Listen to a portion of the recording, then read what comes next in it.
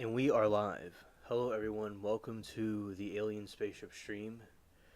You could be watching from anywhere around the country or the world, and I really appreciate every single one of you. Coming to you from the Spaceship Studio from a galaxy far, far away. Alright, everyone. So, this was another day at the trial, and we also will do the Johnny Depp video reactions as well, and look at some of the updates and things, and going over to the other screen. Alright, hello everyone. I hope everybody's been having a nice day, a nice evening. And I appreciate every single one of you. Now, what we will be doing is, first of all, I want to say I hope everybody's having, if I've already said this like 4 times, I hope everybody's having a good day. In the Wolfenbarger trial, is it called? Let's see. Is it Wolfenbarger? Wolfenbarger. I sometimes it just the pronunciations of these names. Although my whole name's German, still some of these words are just real interesting to pronounce. So Wolfenbarger. That is an interesting trial. It ended a couple hours ago. They were going to be off because somebody had an appointment. They had some people in the stand today talking about their testimony, and so it's still an ongoing process. I think it's a very interesting case. Very interesting case. Now with Bryan Kohberger, he is being tormented in where he is in prison. They have people that are banging on the walls and the doors and stuff when he's trying to sleep to cause him to be more agitated where he can't sleep. And they have a 24-hour shift of inmates to harass him. They can't get to him, but they can go and harass him. So that is something I thought was quite interesting. It's a justice being carried out by them, and something we'll put in this title, I guess. And also looking into the tropical storm Erin 2.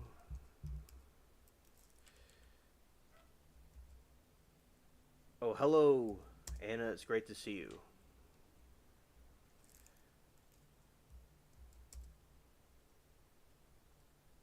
See, hello everybody. Bryan does not fit. Does not fit. Let's just put BK. I have so much things in the title. All right, just put BK. Alrighty. So I probably might edit that title a little bit, but I want to see what chat is saying. Hello, Anna and Abby. Great to see both of you. Have a great stream, Alien. Won't be tuning in because I'm trying to go to bed early. Have a good night, Alien, and good to see you, love, Anna. Okay, so, alright, Abby, good night to you. I hope you have a good weekend. And hello, Anna. It's great to see you also. Welcome to the stream. I appreciate y'all being here. So, with Bryan Kohberger, as I said, he is getting karma with him in prison because they are going and harassing him with the beating on the walls and the doors of the prison. The guards are not doing anything because he's not in any kind of danger, and he's in a living hell. So that is something good to see, that when the inmates take it upon themselves to stop these evil people, to put them in their place. And interesting day with the trial stuff too, as I said before. Now let's see about with this hurricane. Probably nothing new, but let's see if anything's going on with this hurricane situation.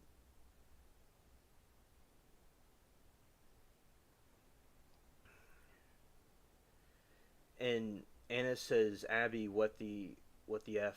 Stay a while. It's not even 8 o'clock. Scared.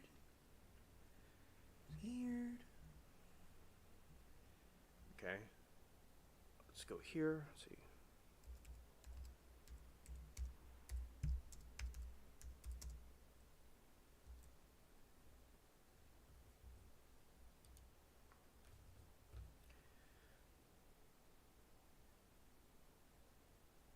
Miss Abs, it's been a while. We miss Abby. Definitely.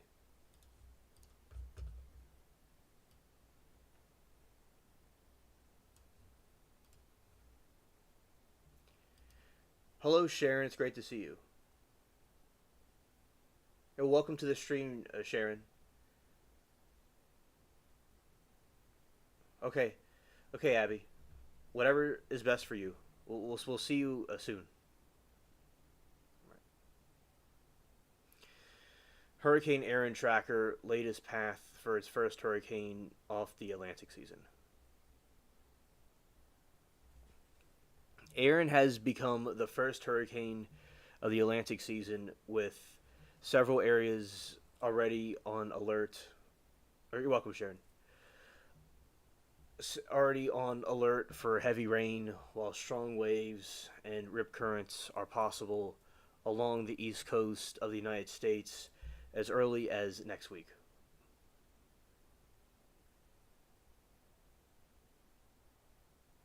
Oh, hello, Anne. Oh, it's been a while since I've seen you. Welcome. Welcome to the stream. Hurricane Erin is currently a Category 1 storm with maximum sustained winds up to 75 miles per hour.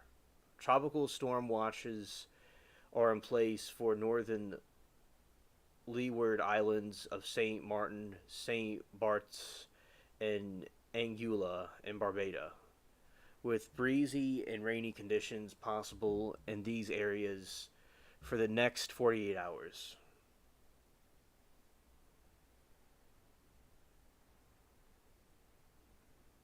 Okay, Abby, we'll hope to see you tomorrow. Erin is expected to pass near or north of the Leeward Islands on Saturday and could bring up to 60 inches of rain on Friday and Saturday.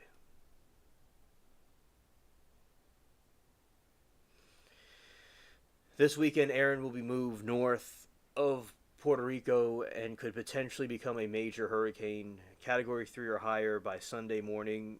The outer bands of the storm could bring up 2 to 4 inches of rain to Puerto Rico and U.S. Virgin Islands on Saturday and Sunday, which could lead to isolation, flash flooding, potential mudslides, and gusty winds 40 to 50 miles per hour.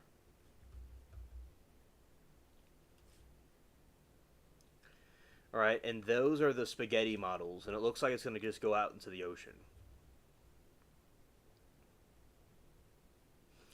Erin forecast became a Category 3 hurricane on Sunday with winds up to 125 miles per hour and could grow further into a Category 4 on Monday and gusts reaching to 140 miles per hour. Oh, understood, Ann. Moving next week, Erin will continue to move northwest, staying east of the Bahamas.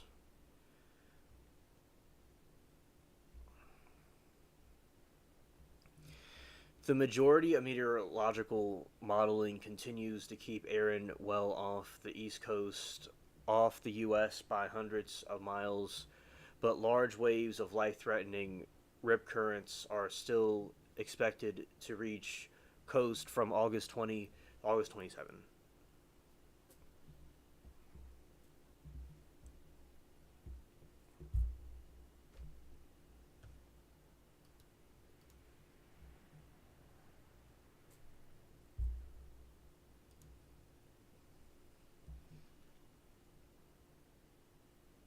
Yeah, by freaking hurricane, exactly.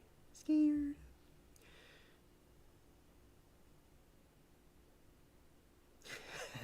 Hello, Erin. Great to see you. Erin says, "Why? Why, Erin? It could have been any other name." Exactly. Like, why choose that name? Why choose that name? And it's going. It's going to be going to the ocean, but it's going up north. It's like all the names you could have chosen. They have to choose that. Like, there needs to be a petition, like they did with her Katrina, to stop that name from being used. They need to stop Erin from being used because Erin is like a sweet, calm Gulf breeze, or a sweet breeze of a cold front. Because like down here we get cold fronts. We all get cold fronts too up there, but when it comes down here, it's a nice, crisp breeze. And great to see you. For once, it looks like it's not coming here to Florida. Yes, yes, that's true. This would not only be dangerous for anyone entering the waters, but also for property along the coast, as erosion, especially along North Carolina's outer banks, could be serious threat. The Outer Banks and other parts of North Carolina could see waves 8 to 12 feet, with other areas of South Carolina and Virginia possibly seeing waves reaching up to 6 feet.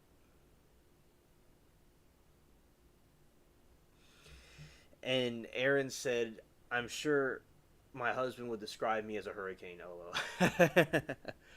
Well, uh, we have not seen that so far.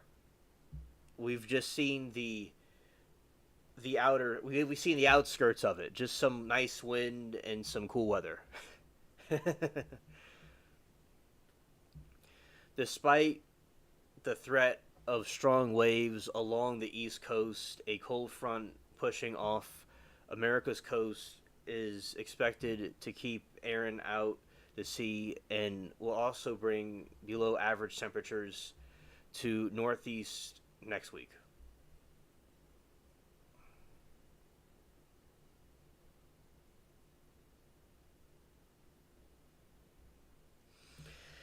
National Hurricane Center predicted an above normal hurricane season for the Atlantic. August, September, and October are most active months in Atlantic hurricane season, which ends in November 30.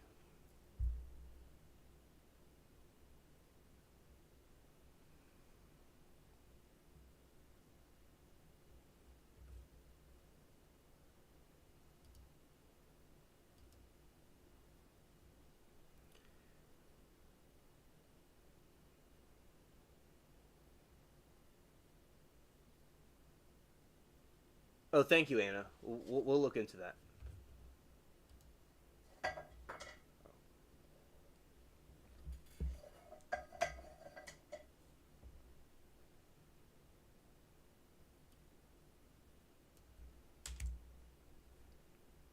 Okay.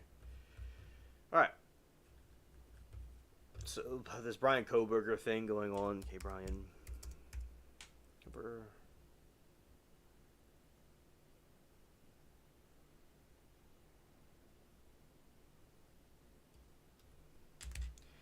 Do something with this title real quick right here. Okay.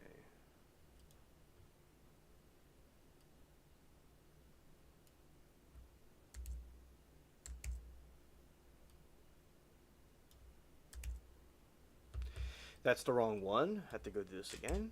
Okay. Yeah, so alright, so just gonna have to do it like this then. Just type it.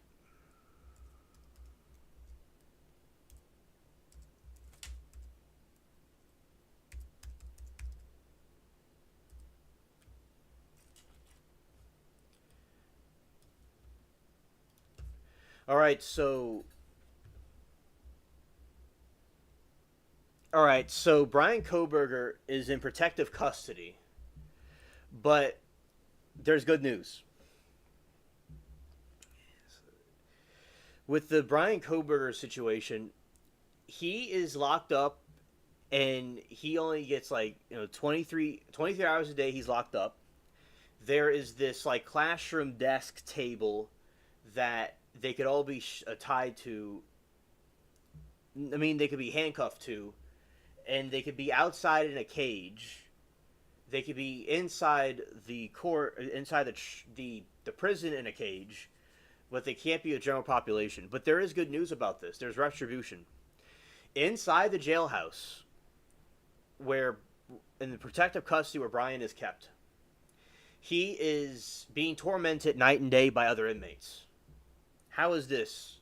Because they can't go beat him up and feed him his own deek.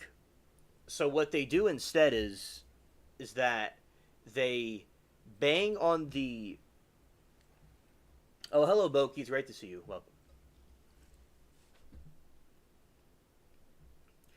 What they do is, so Bryan Kohberger is locked up in protective custody, and he's being tormented by the other prisoners. The way they do this is they bang on the doors and walls and holler at him through the vents 24 hours a day. So he has no sleep and no peace. And they're taking shifts where they're banging on the doors and the walls, and Bryan Kohberger has been complaining about this. And he said to the guards that it needs to stop because they're harassing him. And they said that he is not being threatened, like his life is not in danger, so they cannot do anything. So he's being tormented night and day. And he's going to be treated like this the rest of his life. And he's in protective custody.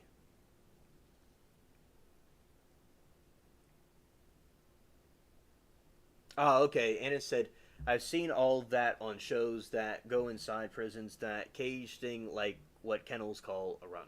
Oh, okay. And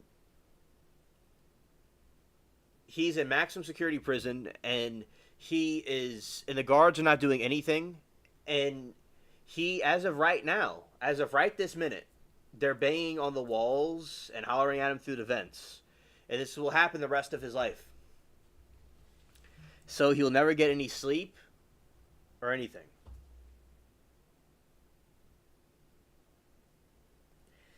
Hello, 666, bro. Good to see you. And he says, yeah, the vents are loud as fuck. Too. The metal doors are loud. I got held before we had to check people off the block. Ah, okay, yeah. And I said a curse word, viewer discretion advised. And and also they could talk through the toilets. They could take the water out the toilets, and they could talk through the toilets, but they're using the vents, and the doors are very loud. So yeah, it's echoing, it's very loud, and he can never have sleep.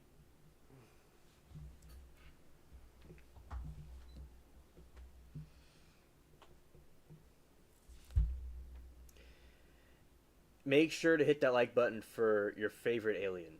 Thank you, Moki. Thank you. And guards tell you who's a P-file, etc. We check them off the block. Ah, good. Yeah. And that is good that y'all do that. Because basically, these people are in prison, they've done these evil things, and they have to be held accountable for what they did, and it's good the inmates are taking care of them and doing these things to them. It's necessary.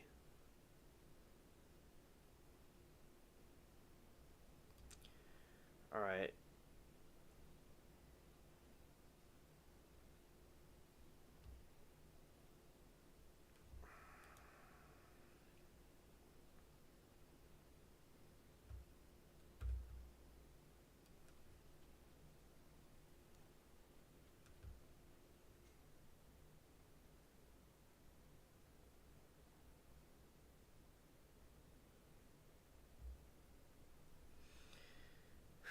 Okay. 666 says this one dude used his heavy tray, smashed the sprinkler, flooded the units at 220K, a 30K job to fix those. Wow. All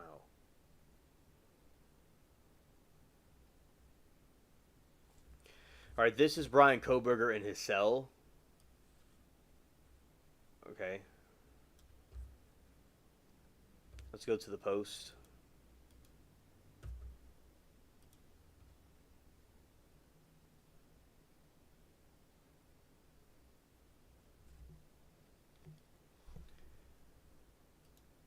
All right, this is Bryan Kohberger in his cell.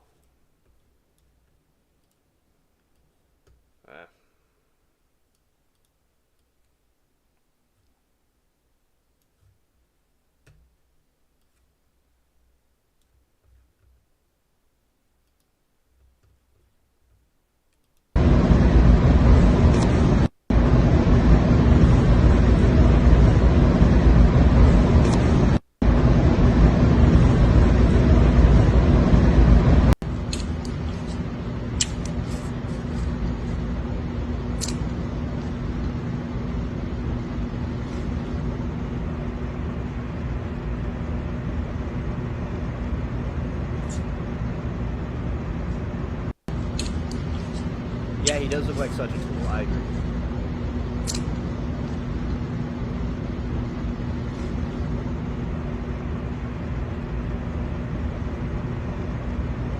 Yeah, he is just a tool. I agree, definitely. Such a buffoon. Yeah, they torment him night and day.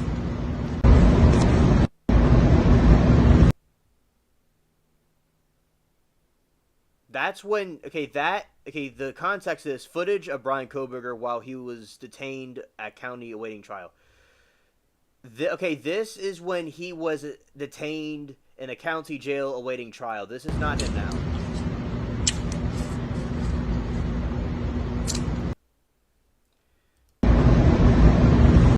Yeah, this is him in the county jail, not in prison.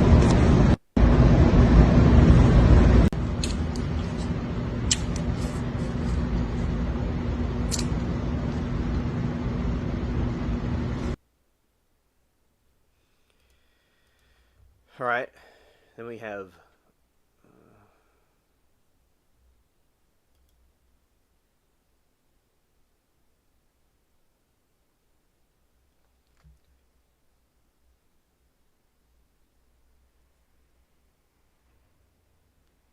It's an alleged leaked video of Kohberger in his cell. That's what it say.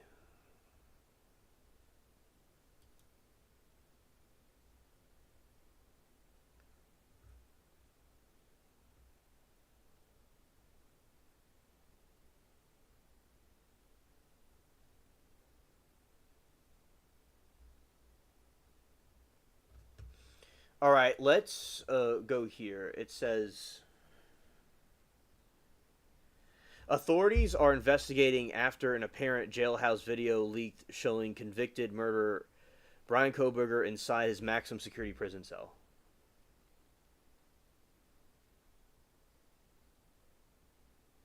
Oh, okay. Thank you, 66. Yeah, there's nothing been leaked from protective custody. Oh, okay. Thank you, 66.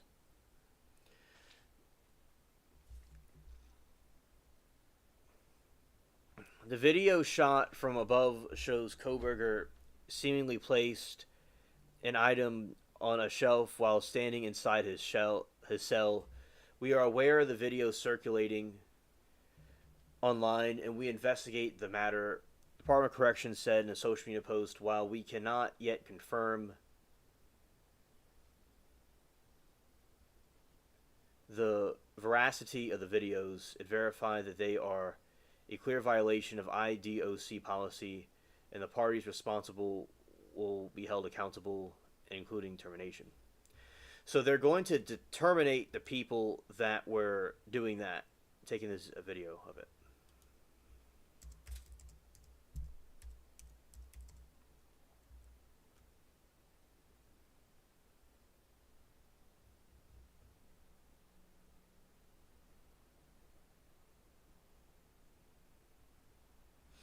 Yeah, Moki, I'm very interested in the trial too, and we're going to be talking about it in a moment. So, Moki, do you think that the defendant is guilty or not guilty?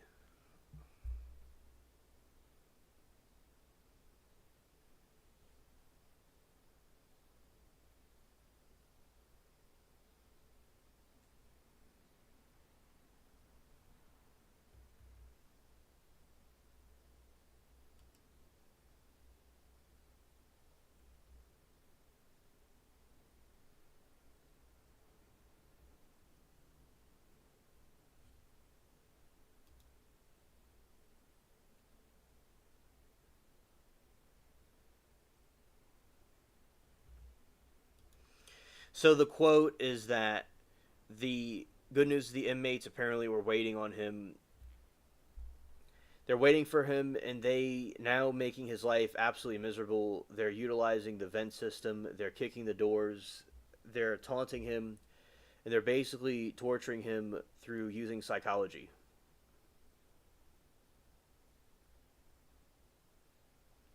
We are aware of Kohberger's complaints about what he considers taunting, and Public Information Officer Idaho Department Convictions told News Nation in a statement, Incarcerated individuals commonly communicate with each other through the environment from all individuals in our custody.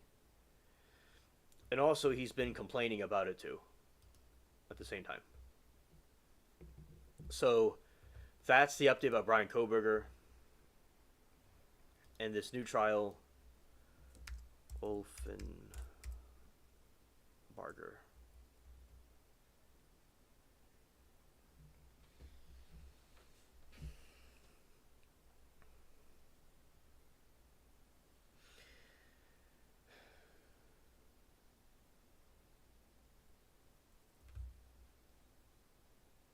Yeah, so Sharon, with Kohberger, they're torturing him by banging on the walls of the prison and the doors, also through the vents, and they're intimidating him. And he's complaining about it, and they're not doing anything about it. So that's his living hell. 24 hours a day. He doesn't get any sleep. So he's getting karma for what he did.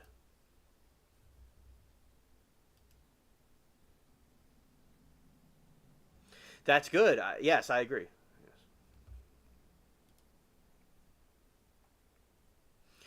Making his life absolutely miserable. They're utilizing vent systems. They're kicking doors. They're taunting him, and they're basically torturing him through using psychology. We are aware of Kohberger's complaint about what he considered taunting. Public Information Officer, Idaho Department. Incarcerated individuals commonly communicate with each other in the prison that way. He's sentenced to life in prison.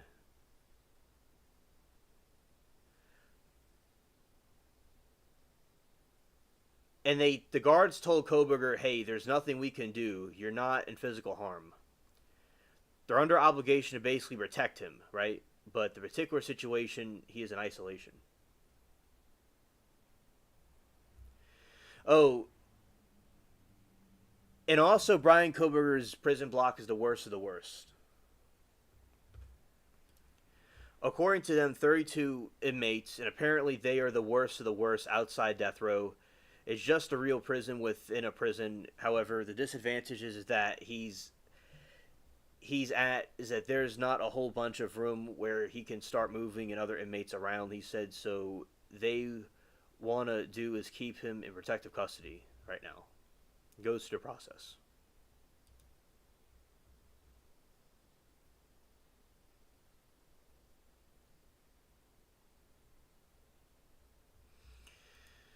All right. And now going back to this other thing with Wolfenbarger.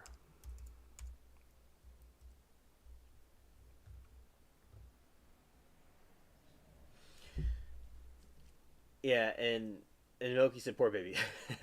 Okay, that's what I was waiting for. What's the smoking gun after these years? I'm sure the other prisoners will are used to it. Yeah, Sharon, the prisoners are taking shifts of tormenting him.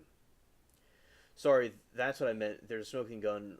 The rest state, and Moki says, from what I read, only new evidence was that the neighbor who the blogger found or something other. It's a dumb case. All right, so let's read about this right now.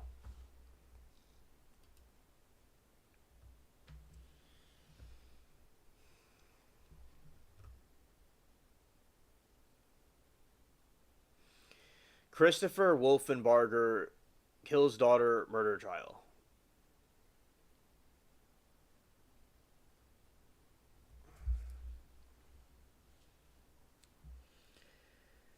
From what I read, the only new evidence was a neighbor who. Okay, and chat will go crazy because they have offered nothing, and you can imagine he gets convicted. Anne said Moki, he didn't report her missing for more than a year, and I think he killed her during a DV incident, but state has too many bad witnesses. The jury's probably so confused. Moki, if Colin Griffith was acquainted with all the evidence, how can a jury convict Christopher? A Georgia man is standing trial for the cold case murder of his wife, who is the daughter of a convicted serial killer. Christopher Wolfenbarger was arrested August 2024 for the murder of Melissa Wolfenbarger. Her remains include her severed head and were found in the trash bags in April and June of 1999. At the time, her remains were misidentified and were positively identified until 2003, according to Atlanta police.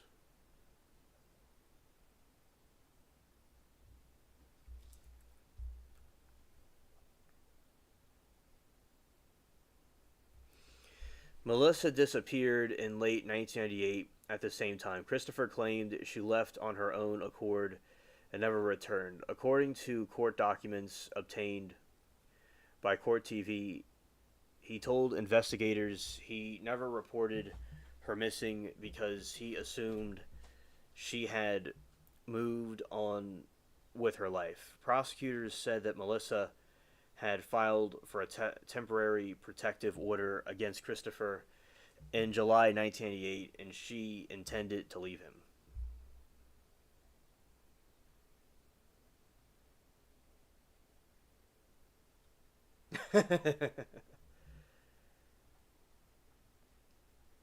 I wanted to ask Joey how his dad is paying for his lawyer, but 666 ran him off. Oh. He said she was going to Cali to start a new life. I'm scared. If there is police reports of a DVD, then yeah.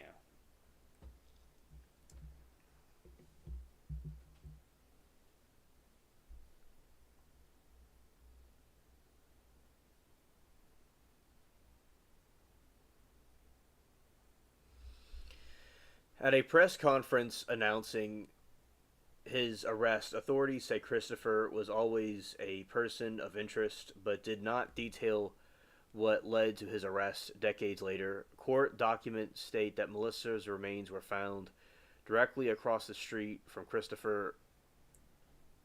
work, where Christopher worked at the time.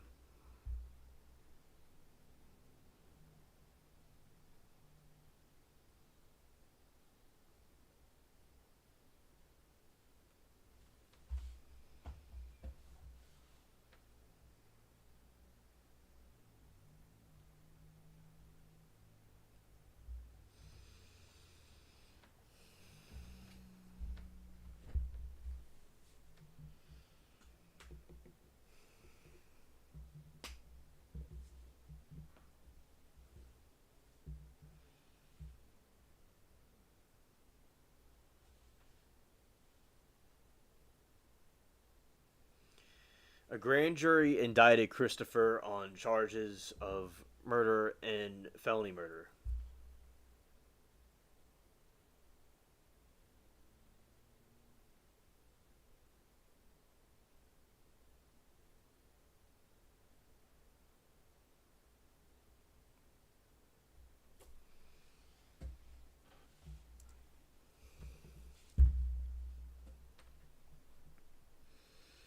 Daily trial updates. Ronald Brock, who previously owned Action Glass and Mirrors, confirmed that Christopher Wolfenbarger worked there from October 1998 to February 1999.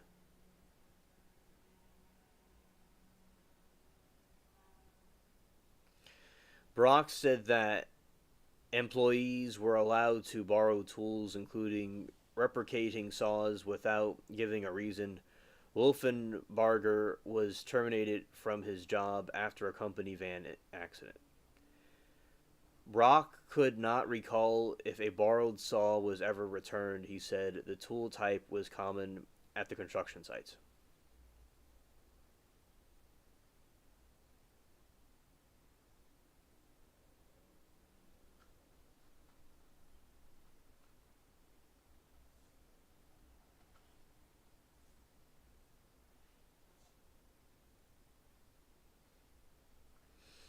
Brock could not recall if a borrowed saw was ever returned. He said the tool type was common at construction sites. Cynthia Brock, the former official manager at Action Glass and Mirrors, testified that she worked alongside her husband Ronald and knew Wolfenbarger during the brief employment.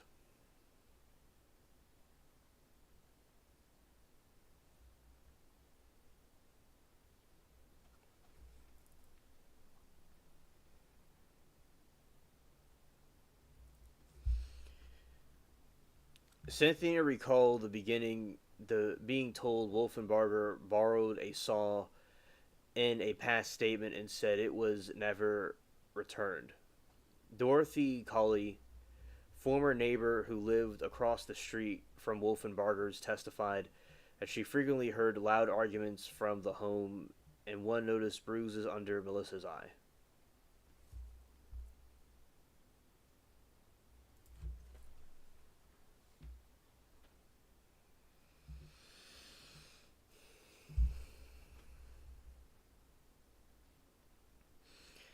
Atlanta police detective Stephen O'Hare led the August 2024 operation to arrest Christopher Wolfenbarger. Along with U.S. Marshals, they used cell phone GPS to locate Wolfenbarger. Shots, Mary Toodles. I was hearing some kind of noise. I didn't know what it was. Okay, good to see you. Who was in his residence. Wolfenbarger was found hiding behind the wine rack in the garage. He was uncooperative but appeared physically healthy.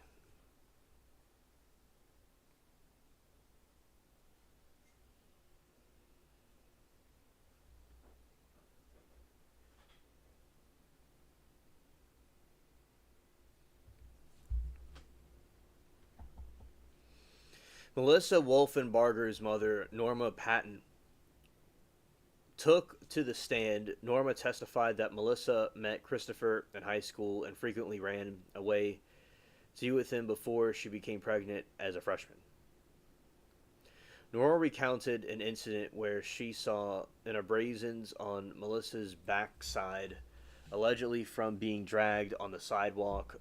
She said she last saw Melissa in November 1998 and became concerned when she stopped calling after Christmas. Norma said that she searched for her daughter in 1989 and learned in 2003 that her remains had been identified and found near Christopher's former workplace.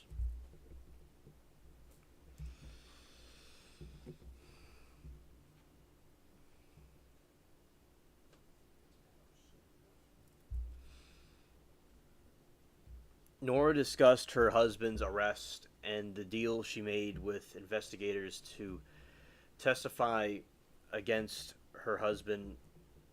They would find Melissa here.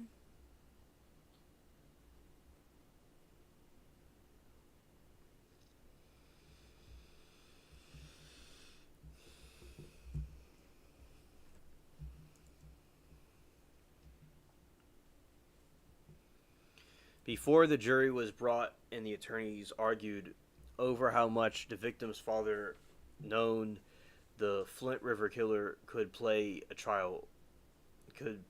trial. Prosecutors delivered their opening statements yesterday. Prosecutors said that Melissa Wolfenbarger disappeared in December 1998, despite having a close relationship with her mother. There was no contact after the date in '99. Melissa's severed head was and extremities were found near Christopher's workplace, with saw marks on the bones, and remains were identified in 2003 after Melissa's father was arrested for multiple murders. Prosecutors alleged that Christopher was abusive, removed Melissa's belongings after she disappeared, and made incriminating statements to his daughter.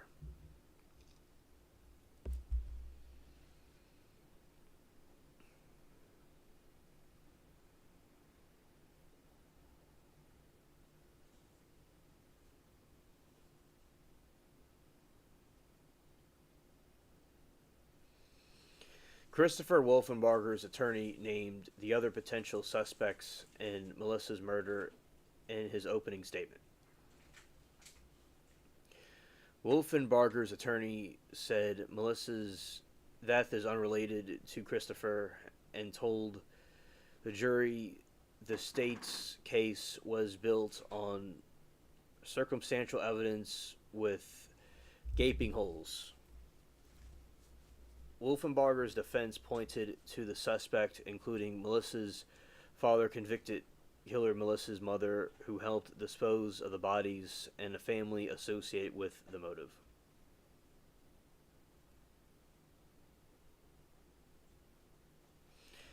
The defense described Melissa's abusive childhood, strained family ties, and living apart from Christopher before her disappearance. They empathized the lack of cause of death and murder weapon, blood evidence, or DNA linking Christopher to the remains. I will say that, this is 27 years ago, or it may be 26 technically, but it'll be 27 years ago. This Thanksgiving, that's so long ago to try to. Although they've been able to prove cold cases with modern DNA. They found a serial killer recently, like a couple years ago, that's like an old man now. Well, he passed away a couple years ago, but in prison. But still, they can do it. But I don't, it's a long time ago, so they make sure they have to have the right information to link him to something. Oh, and we were looking at that yesterday. He has a sling because he got in a motorcycle accident. And he got surgery done, so he's in a wheelchair because of that.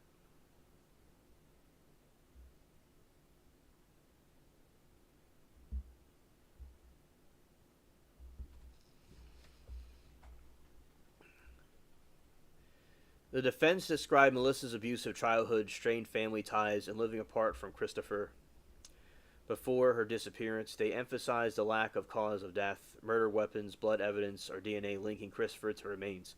DNA is very important. You got to have DNA. Because that's how they usually find these serial killers later, through DNA. If they have no DNA, it's not really a situation where you can, find that.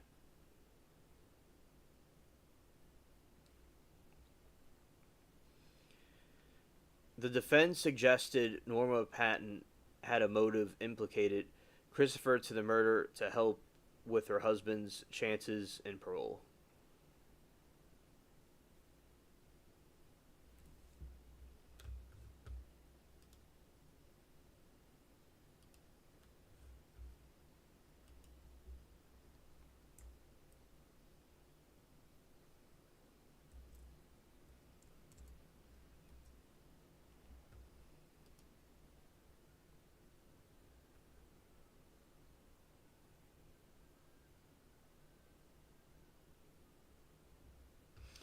Oh yeah, I'll read about this next. Thank you, 6, for that.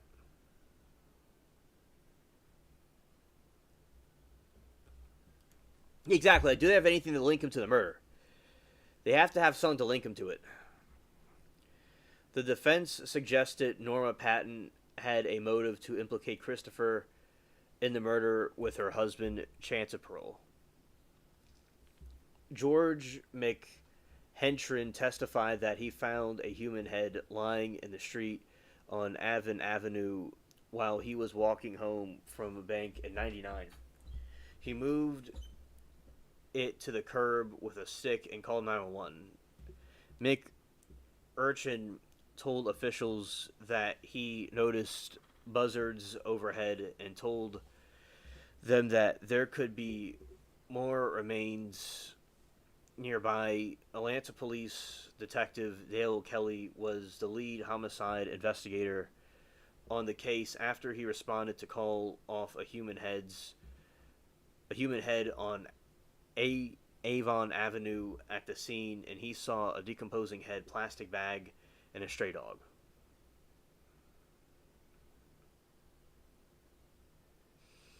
Weeks later, cadaver dogs located more remains, hands and feet, inside the bubble bag, plastic bags. Kelly mentioned a missing police report and claimed that there was VHS footage of a dog dragging the bag with the skull, promoting a dispute over undisclosed missing evidence. The judge instructed the jury to disregard testimony about the dog video.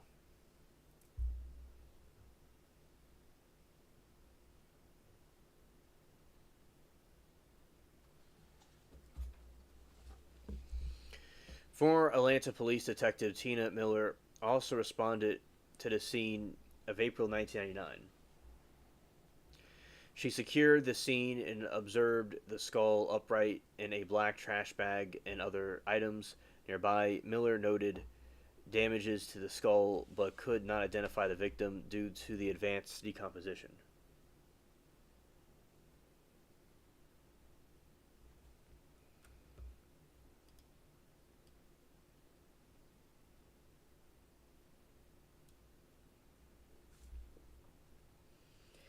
Anna, I do not know where she is.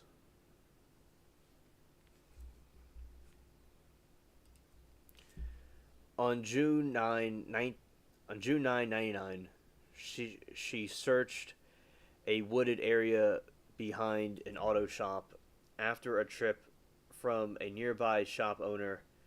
There she found multiple black plastic bags containing human remains, including hands, a foot, and a thigh. The remains were close to where the skull had been found. Tina Patton, Melissa's sister, recounted evidence surrounding the family dynamics, Melissa's struggles.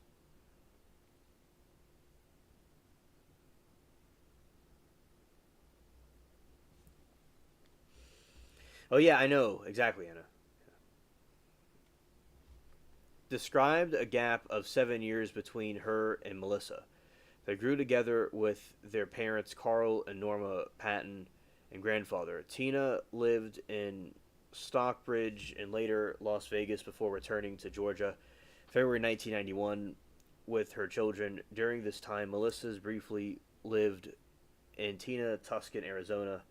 Though Tina and Melissa worked at Waffle House with Melissa later, marrying Chris Wolfenbarger while working with him, Tina observed a moment when Melissa came to her crying with visible red marks around her throat, suggesting potential abuse from Chris.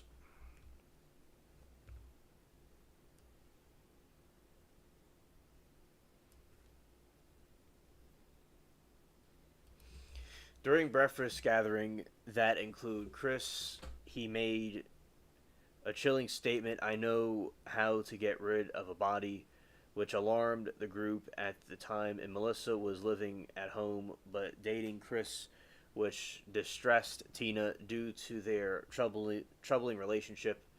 Tina contacted law enforcement in 2015 about Melissa's disappearance and lead of her death in 2003, shortly after their father's arrest murder. To raise awareness about Melissa's murder,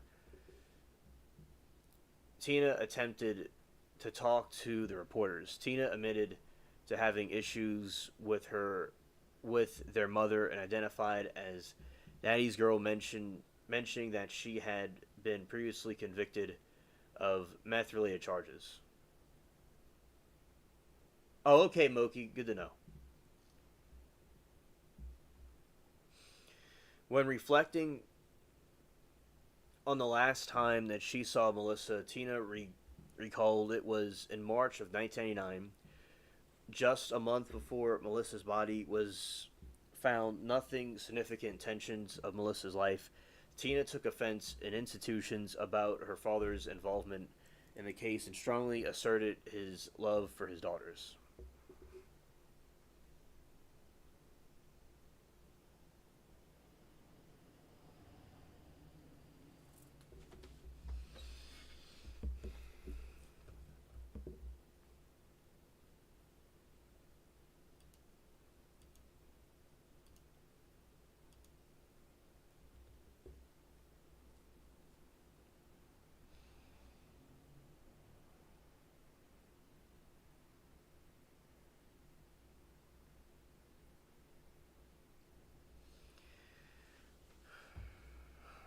Julio Fulio murder, another stupid rapper I'm not watching. I will likely watch that one because I watch all of them. I don't mind the rap ones. But then again, it just depends. Like I like the YSL trial. I like that trial. But some of the trials, like I understand why with some of the rap trials y'all may not like those. I remember Young Dolph.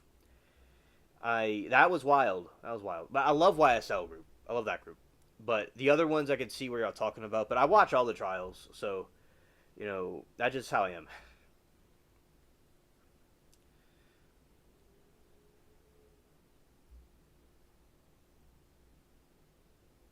All right, let's see this from 6.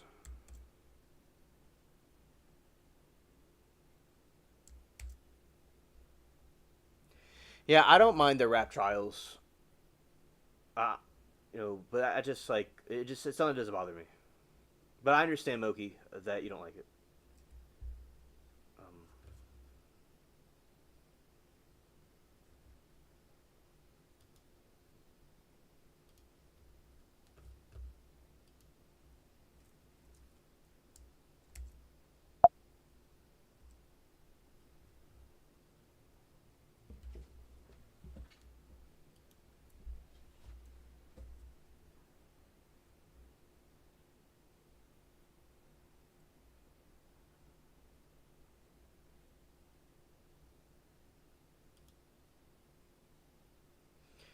the suspect charged in 50-year-old Bedford murder.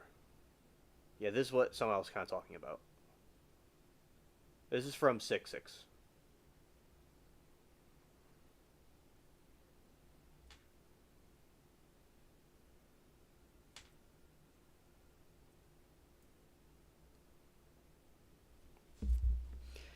A 76-year-old man has been indicted and arrested in connection with 50-year-old saying of a woman in her Bedford, Massachusetts home, according to Middlesex District Attorney Maureen Ryan.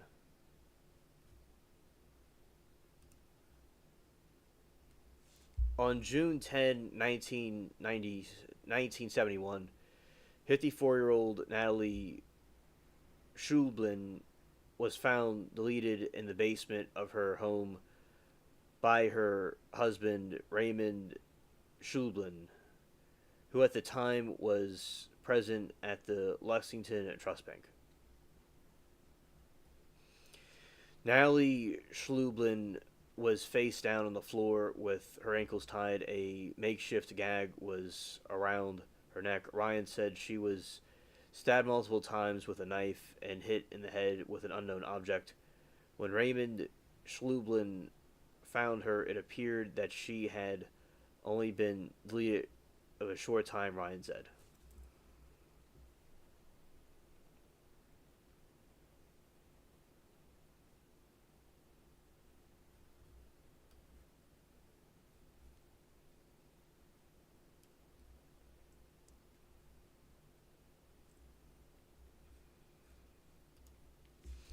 Nothing significant value was taken from the home except her car, a 1969 Chevrolet Impala, which was later found a short distance away at the Bedford VA hospital. The car appeared to have been wiped, but investigators were able to recover a fingerprint from the windows. Ryan said a suspect of the 76-year-old author Massey has been indicted and arrested on a first-degree murder charge.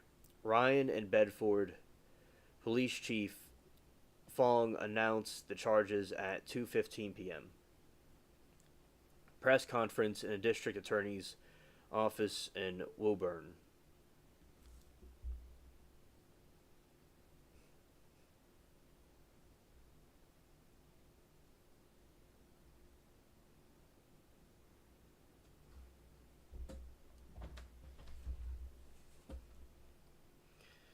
Authorities said Macy was first tied to the case by fingerprinting technology in 1999. Technology that was not available when the print was first recovered from the Impala in 1971. When interviewed by police, Ryan said Macy denied ever having been in Bedford or having any knowledge of the killings.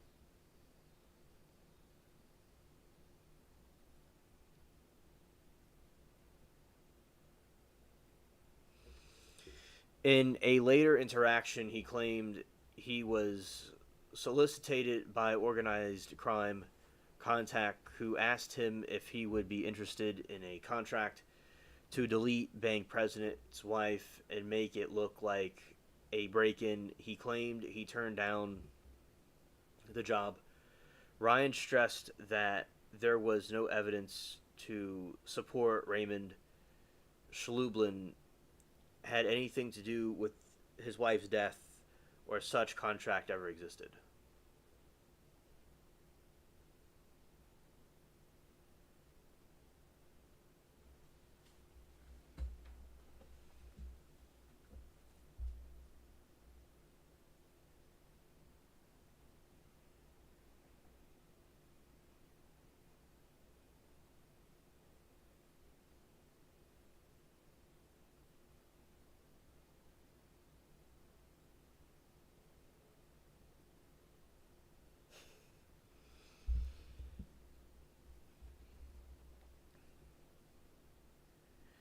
Anna says, I think our host here is a huge fan of these rapper trials. Yeah, I mean, only one that I was into was YSL.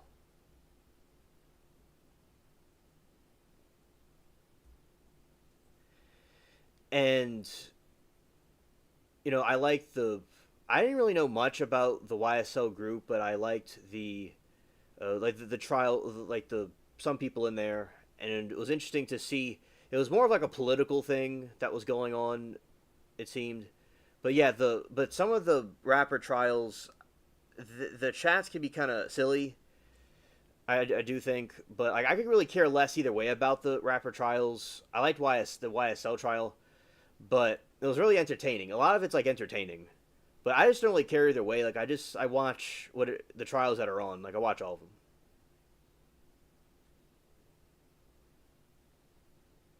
Right.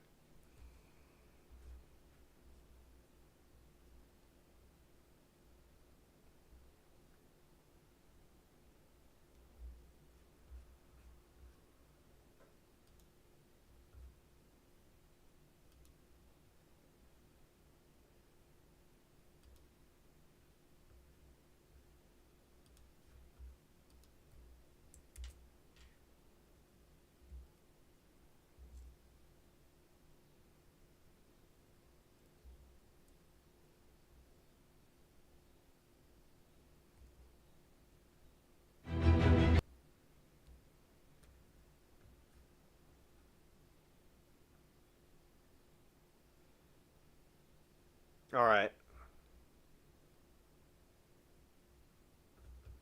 I see the link 6. Thank you. I'll go react to it in a moment.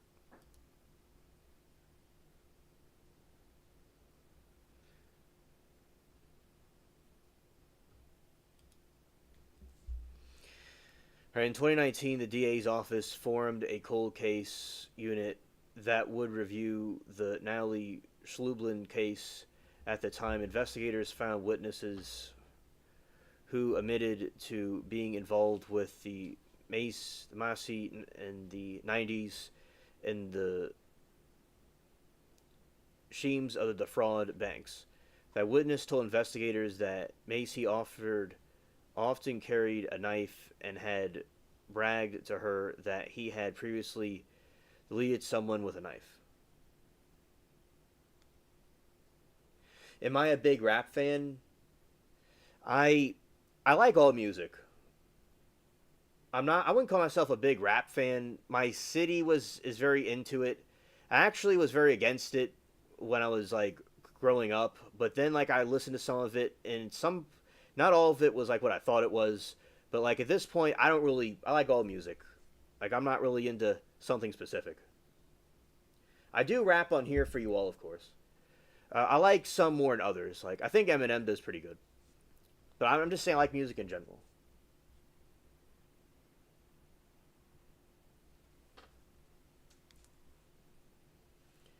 Anna said, "I know what you mean about the YSL being hilarious, the circus with the judge and female prosecutors." Yeah, but like, say with the Young Dolph and some of these rap trials, I didn't really like some of the other ones. I could see being kind of like the chats and the other ones were kind of goofy with some of the rap trials. I could see why y'all wouldn't like it, but I watch all trials. But YSL, as I said, was a circus. Like I like that one, but I'm not really a big fan of rap trials or anything. I just like watching the trials in general.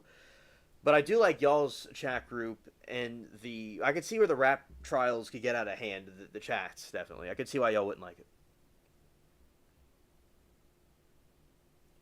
Oh yeah, Moki. Yeah, yeah. No, I understand. And I thought because I was in an area where, you know, it would get the city's kind of violent sometimes, and then like I'm seeing that stuff, and then the music is being glorified. Like I think it's something that shouldn't be romanticized, but a lot of rap had to do with people talking about. Sometimes they'd say some wise things, or they said some talking about their life or a story, you know. So, but yeah, I can understand where you went like the gangsta rap. Yeah, I understand. It depends.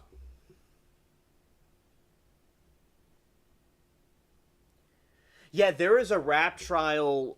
There is something that I watched with some people, and we had to go to another channel because LC was blocking the certain scenes. We could go to another channel and see the bodies and stuff. Oh, there you go, Anna. Yeah, scared.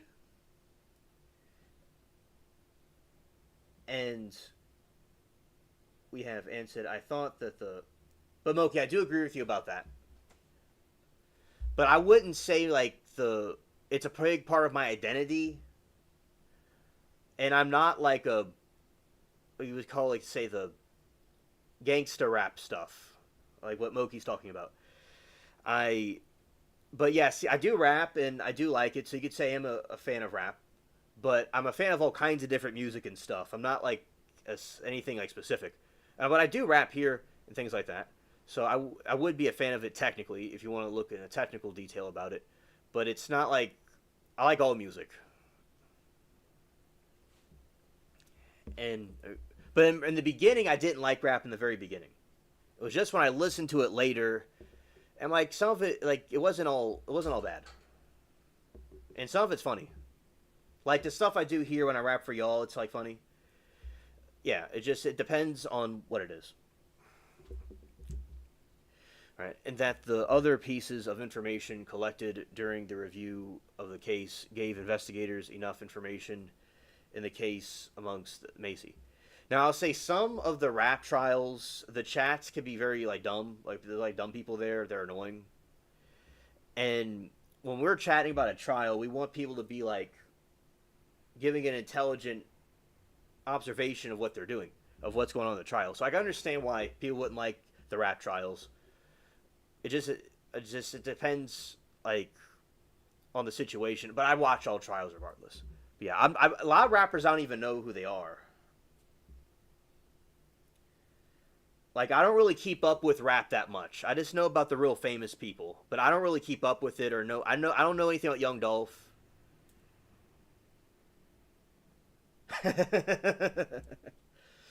Oki said an alien annoyed by young people. But I do like the rap trial, like the YSL one specifically. That group was hilarious, funny jokes. But the other rap trials, yeah, there's like some goofy people there, but there's also people there that I have a group of people I talked to that were there. But it depends on the circumstances. But YSL is like that's a big one in my book. I like. And rap beats will get my head bopping. I make rap beats sometimes. Yeah, another thing is there's like a rhythmic thing to it that is also cool. And it gives off like a it could pump you up or make you feel a certain way. Like, what's her name? I know her name, but I remember Libby. She said it makes her want to dance. Yeah, it all depends on the circumstances. That's like my position on it. But yeah, but if like people are being funny and like joking around and stuff, like with Woody was hilarious. Everyone was like roasting Woody, and people were talking about roasting Miss Love or like with Woody, not even roasting Woody, just making like talking about him and stuff. Yeah, that chat was hilarious. The YSL group I liked a lot. I remember there was this one time at the Young Dolph trial where everybody, not me, but everybody was roasting the judge. It was a black judge and her hairdo. Over there, everyone was like roasting her, and LC had to switch the camera to something else because everyone was roasting her too much.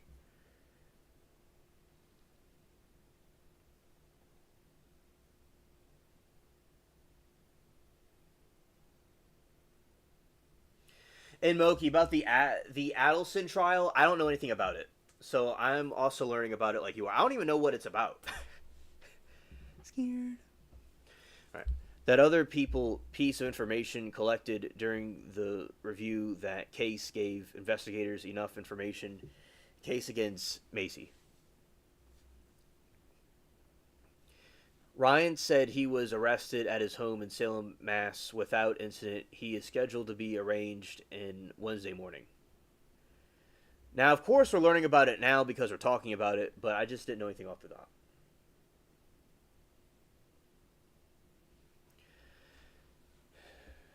It is good to know that this guy behind bars and Allison Young, who grew up in the home years after the victim's husband, child moved out in high school, and the case was reopened, and there was some chatter here and there that was kind and from people at the time, and this first news I've gotten of them since then.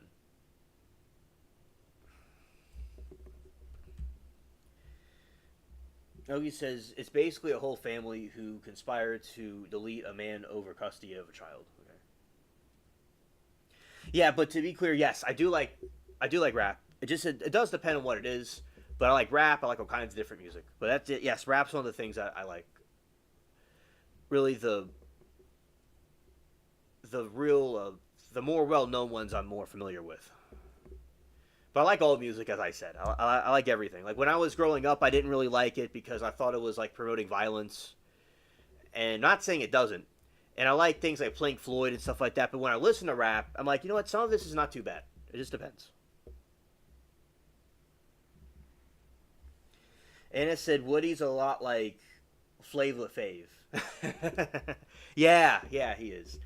Yeah, Woody was that was a complete circus. That was a complete circus. But the young Dolph one, the chat was like kind of goofy, but it wasn't like YSL at all. Okay.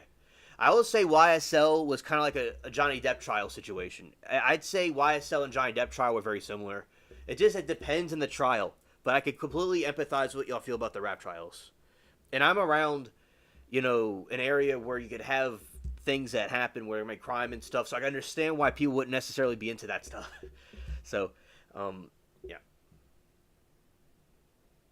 Right, Moki, exactly. I don't blame you, and I agree with you. It depends on what it is. That's why I didn't like it at first. It just depends on some. They weren't all about that.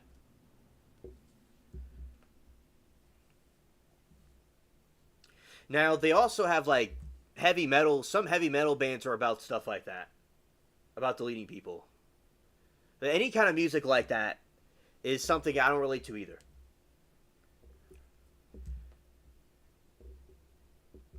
And the couple of lives near and Jim Marshall and live in a Banford remained in the killings, and had everybody in town talking about the time Jim Sullivan said, and the couple lives near the Schluben house now and give credit to the police for cracking the case so many years later. And also, Moki, where violence is in a community. Oh, I'm talking about a certain type of metal. Like industrial metal and black metal. I'm not talking about like some 80s metal. I'm talking about something else. Probably from that time period. And I know a lot about different musics and stuff, but uh, yeah, but I'd say like industrial metal and black metal would probably be in more of that theme. Not like Metallica or whatever, like AC/DC or stuff like that. I like Viking metal though, but that's more like mythology stuff. I don't think that's really that bad. And the couple lives near Schlublin House near now and give credit to the police for cracking the case so many years later.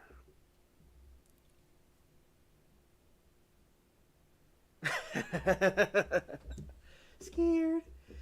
Mogi said, "How dare you, sir? I'm not stuck in the 80s. I was not trying to accuse you of being stuck in the 80s, but to but as I said, I don't know. It just back in the 80s, I think is when the metal started, and like there's like more like modern stuff, over time. Like this music I'm talking about came from that time period, but more the 90s, I'd say. Like say Rammstein, for instance. I'm talking bands like that have a lot of disturbing stuff in it, and black metal bands have things in it. But like I'm thinking like AC/DC or like the 80s, they had this hair and they talk about rebelling and fighting the man, that kind of stuff. Now BYOB is a song I like from System of a Down. That's like about rebelling and things like that, and I remember them in the early 2000s. So, but yeah, but metal can have violence in it too. But Roki, I'm just saying, music I'm thinking of, like what you're talking about, was from the 80s. I think it started. And metal that I'm familiar with from the 80s was about rebelling. Because it's like that's when the era started. I'm not saying you're stuck in the 80s. It's just that's when that music started. I think, in my opinion. Like punk stuff.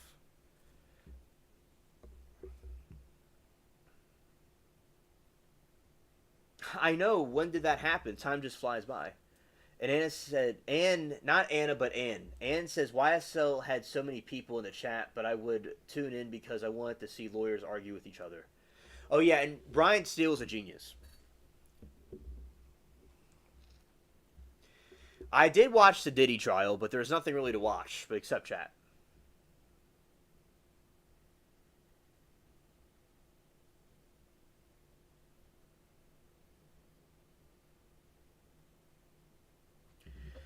And Moki said, if I'm stuck anywhere, it's 90s grudge. Oh, okay.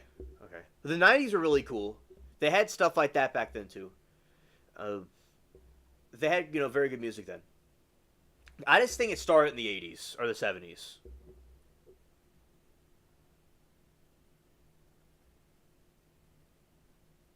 Yeah, Diddy is disgusting. I agree. Yes, I remember like I was listening to my uncle in Kentucky showed me Pink Floyd. I love Pink Floyd. And that's like when I was growing up, I just listened to Pink Floyd and stuff like that. I didn't listen to rap until a little bit later. Where I was like giving it like a shot, giving it a chance. But I listened to it the whole time, but it's not that frequently. This later on I just kind of like listening to it and it wasn't really that like there was good rap that wasn't that bad. Oh, Moki, I love Alice in Chains. I know about that one. Very good music. I'm not familiar with Soundgarden or Blind Melon or Pearl Jam. I'm not familiar with those two.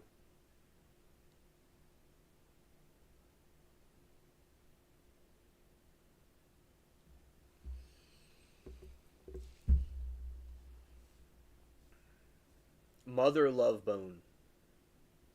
Oh, okay. I'm only familiar with Alice in Chains.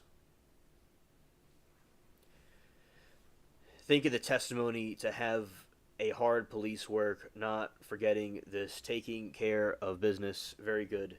Nice to see an arrest has been made, he said. He added.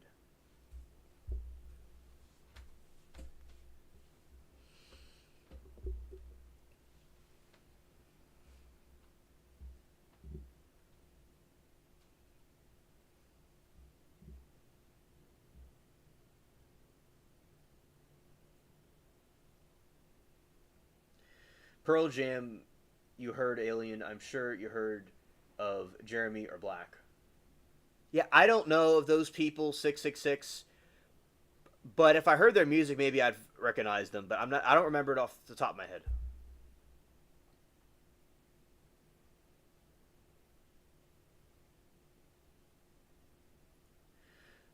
Now, this is not metal or whatever, but I like Kurt Cobain. I think he was a great musician. And he's not around anymore, unfortunately, but I liked him a lot. He has good music.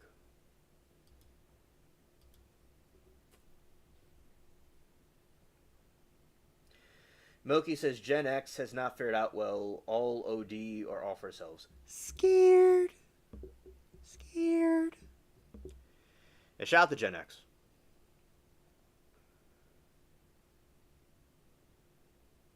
Alright, let's go. Oh yeah, what the guy's talking about.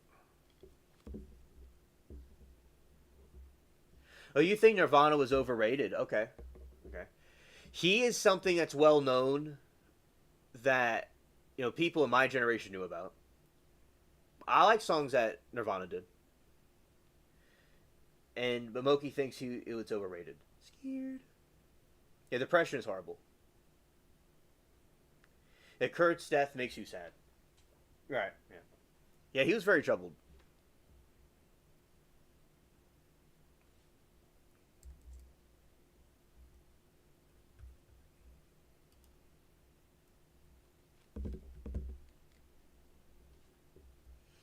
Hello, Miranda. Good to see you.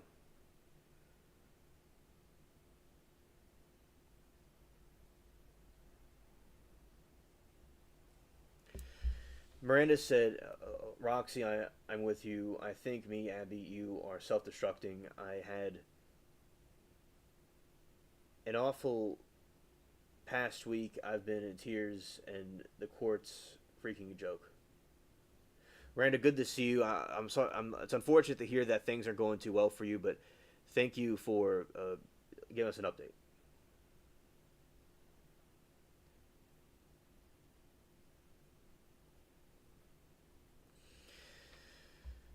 Like you said, I want to know what y'all's favorite chatters are. I'm a little annoyed some of our peeps are going over to CTV for some reason. I've heard about them going to Court TV. I've heard about that. Okay.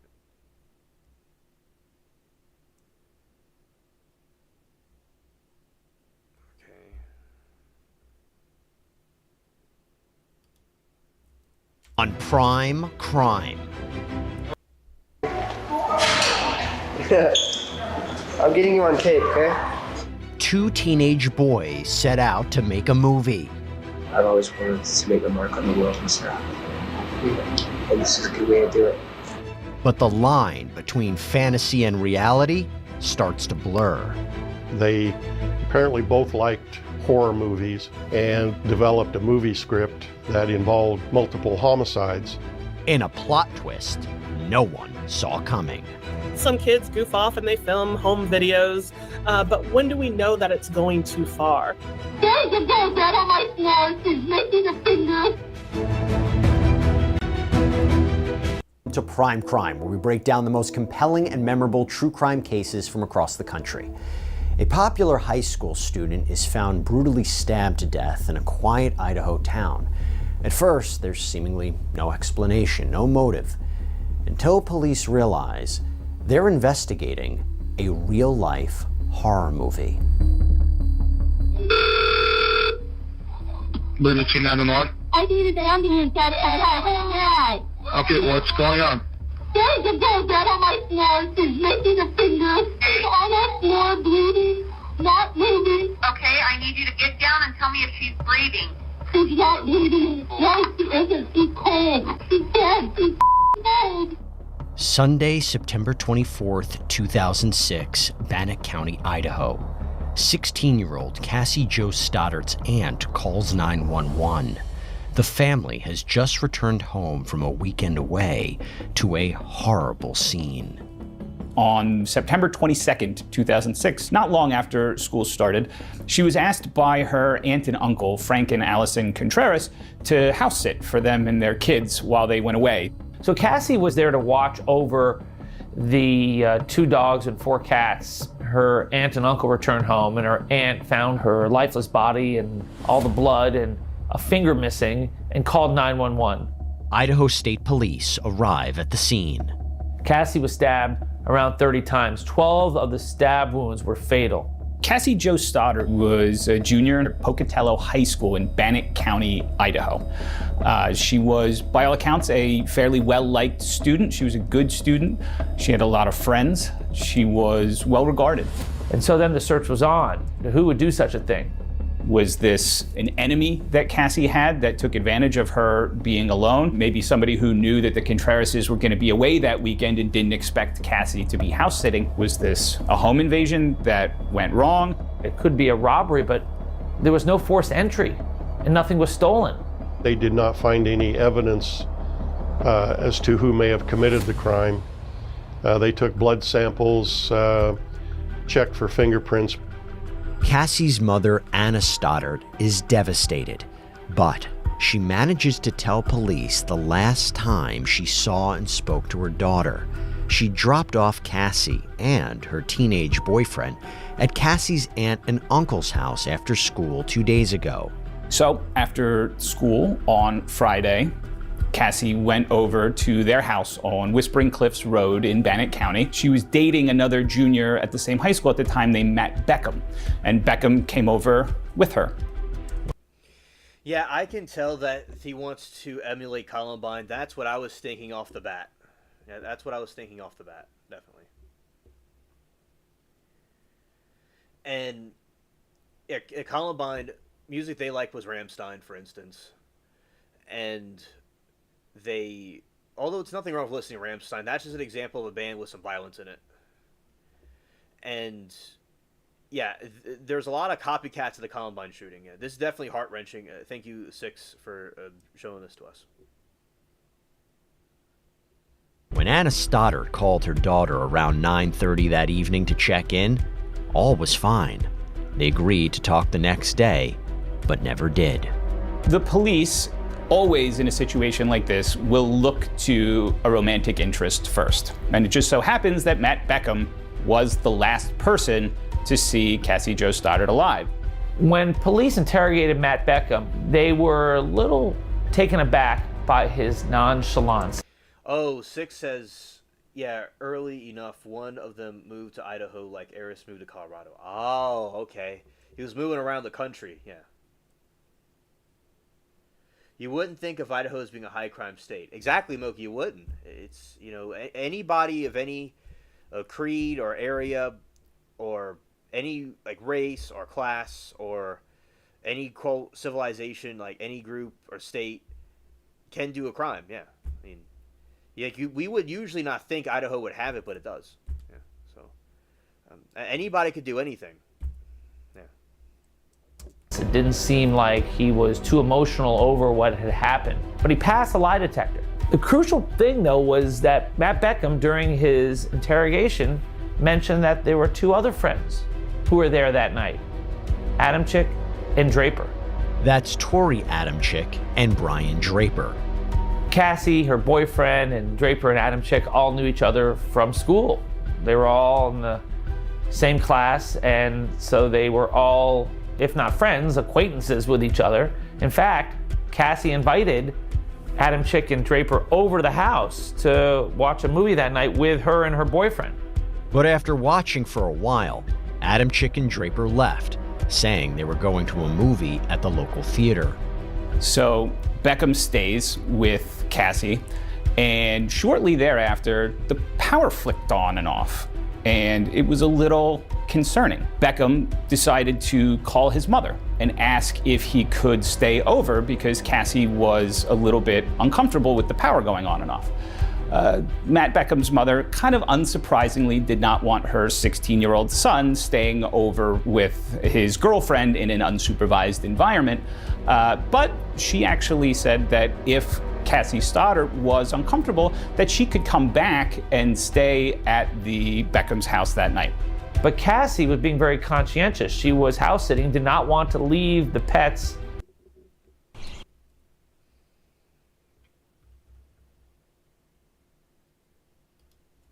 alone, and so she said she would stay at the house. So when the boyfriend's mother picked up the boyfriend around 10:30 p.m., it left Cassie alone. It's clear Matt Beckham was not there when Cassie was killed, so police shift their focus to Adamczyk and Draper. They bring the teens in for questioning. Yeah, a very cute puppy. Yes. Separate interrogation rooms. Idaho State Police Captain John Gansky and Lieutenant Andy Thomas entered Draper's room first. Hey, Ryan. Hey. One of the last three people, to see Cassie. And so it's so important and critical that we just answer some questions. Both of these boys are 16 years old, so they're minors. So their parents have to be included in any interrogation. If you can just kind of reconfirm the story about how you went out to Whispering Cliffs on Friday night, and if you can kind of start there a little bit. Me and my friend Tori went to we went to Cassie's house and we talked to her and stuff. While they were there, Cassie gave them a tour of the house. Did you go throughout the whole house? I walked Check around. out the house. Yeah. Just kind of showing you everything. So you basically looked at every room in the house, got the lay of the land. Then what? And then I saw that he had a big video collection. So we looked at a bunch of movies and stuff. Okay. And then I think. Did you look through those movies? I did. Okay. Do you like movies? Yes. What kind of movies? What's your favorite kind of movies? I like horror movies. During the interrogation, he is talking about the way that he and Adam Chick kind of love these horror movies and their fascination with it. He talks about this script that he's writing.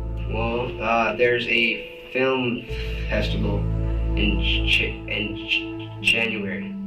So we wanted to make a movie and then go there and... What's the movie about? I'm all for people being creative and doing artistic things, but this is very unfortunate that he was using his creative ability for something evil. Nothing wrong with a horror movie or something like that. It could have been a good experiment. It could have been a YouTuber or something, but if he's sick in the head and doing it for that reason, it's unfortunate. God will ask these people, what did they do with God's gift? And Six says, another eerie thing, they record a lot of Columbine kids. They do the recordings like what the Columbine kids did. Yes, you're right, because Eric and Dylan would do a lot of home movies. Yeah, it is a parallel between them.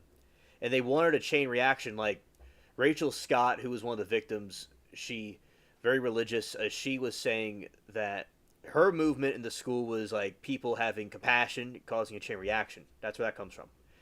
Now, these people wanted a chain reaction of destruction and shootings and attacks. Now, it would be nice if people would not go down this violent route, but yes, they're emulating the Columbine shooters, definitely. Thank you for pointing that out, definitely.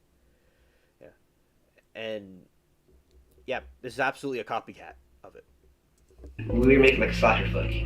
So they had been watching, I believe, Kill Bill Volume 2 at the house, exceptionally violent in nature, but then the two of them leave. We watched like maybe half an hour of it. Okay. About what time is this then? So we left, I remember we left around 9:30. The story was that after they'd left the home, they went to a movie at a movie theater in Pocatello. Naturally, the detectives asked the reasonable question of, what did you see? And they had trouble answering that. So the detective said, well, what was the movie about? And they couldn't answer that either. And that's really when the detectives started to kind of wonder, how could that be? So that really kind of spurs them to dig further into this story. Did they really go to the movies or not? Detectives locate a classmate who was working at the theater that night, and she says she never saw Adam Chick or Draper there. Police pass that information to the boys, who then immediately change their story. This is the time you need to tell the truth. Yes, I should have told you about the cars. So Draper says, okay, well, I didn't really want to admit this, but we were doing this thing that we do where we go to a certain area and we walk down the street and we test out car doors to see if any of them are open so that we can steal stuff. Is Tori with you the full time that you are checking cars out? Yeah. Tori's gonna tell us the same thing when we talk to him. Yeah. And with that, detectives switch rooms to speak directly to Tori Adamczyk. Anna says, I saw the interrogations and the recordings of them on the way to causes and then post-murder through delete pain, planned, and simple. I knew she was alone that night and could have been anyone that just wanted to throw. Anna, thank you for your take. We were scoping the neighborhood Why? because we were planning to go through cars. He and Draper have clearly spoken to each other beforehand, because when he's confronted with the fact that the detectives know that he wasn't at the movies, he gives them the same story. Remember the description of the cars, the color of the cars, what kind of door handles they had on them? I don't know what kind of cars. I don't usually pay attention to that. The detectives started probing that story now. Did you get anything? Can you show us something that you got from any of these cars? Are we going to be able to verify your fingerprints there? Probably not. I used my sleeve to open it. His answers are just not believable, not believable, not believable. Detectives try a different approach. When you have multiple suspects who you think maybe acted together, it's not uncommon for the police to be interviewing one and saying, you know, you better talk to us now because the other guy's in interrogation room too, and if he confesses first, he's going to be the one who gets the deal. So if you want to talk to us, now's the time. We're going to talk to him. You going through cars is a small piece of lint on a gnat's ass compared to somebody getting killed. So we're going to talk. Okay. When we return, detectives turn up the heat. Cassie is dead. She's not supposed to die, but she does. And you know what? I think you see it. I don't know if you freak out and you do it. I don't know if Tori does it, but you know something? You're there. I can see it. Hello there, Joyce and Kay. Welcome. So, Joyce, we're watching something of recommendation of 6. Teens house sitting weekend turns into a horror movie. It's these two guys that are trying to imitate the Columbine attacks, and before that we're doing some trial review. And thank you for dropping by and telling us hello. We appreciate you very much.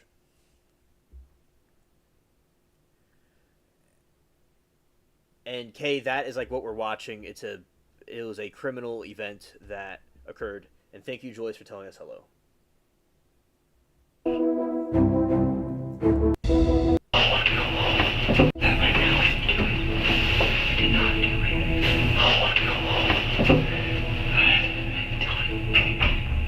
Those rooms are recorded, and the goal is to kind of let people sweat it out, they say. So let them get in their head. Suspect Bryan Draper has been left alone to grapple with his conscience, and he's more than a little anxious by the time detectives return. They begin to bear down on him, convinced he and his friend Tori Adamczyk played a part in the brutal stabbing death of their classmate, Cassie Jo Stoddard. As they push and they lean on the two of them, Bryan Draper first, he's clearly nervous. You doing okay? I'm at her. Well, I mean, you can talk to We just talked to him. Tori was a manipulator. I think he was fairly intelligent and cagey. If you compare Bryan's interview, I think he felt vulnerable. He had good parents, came from a good, stable household, but he was kind of socially not mature. You kept saying that I get in trouble too because I was there with him and stuff, and we're going to work it out with you, okay? We're going to do everything we possibly can. So for Bryan, very anxious and nervous about what was happening when under pressure, when having the authority figures, even to the point where he had kind of some childlike qualities to him. The whisper. And also, Joyce, I don't know if you'll be here, but a little bit I might react to some of which we have been reacting to scenes from the Depp trial, and we'll probably do that next. But yeah, that's something that we're still doing, by the way. And all right, their parents are freaked, especially the blonde kid's parents. Yeah, Faxiana. The asking for the. Yeah, we talked about Kohberger, and Bryan Kohberger is being tormented in prison, and the inmates are banging on doors and walls and the vents and harassing him 24 hours a day. So, and they are taking shifts. Yeah, Joyce, he's cringe, and he is suffering. So, that's the good news about him. The parents, we had these very two different individuals when it came to their interrogation. Do you know what I'm thinking? And correct me if... Oh, hello, Becky B. Welcome to the stream. We are talking. We talked about Tropical Storm Erin earlier. We talked about the trials that we're watching currently, and the update about Kohberger being tormented in prison.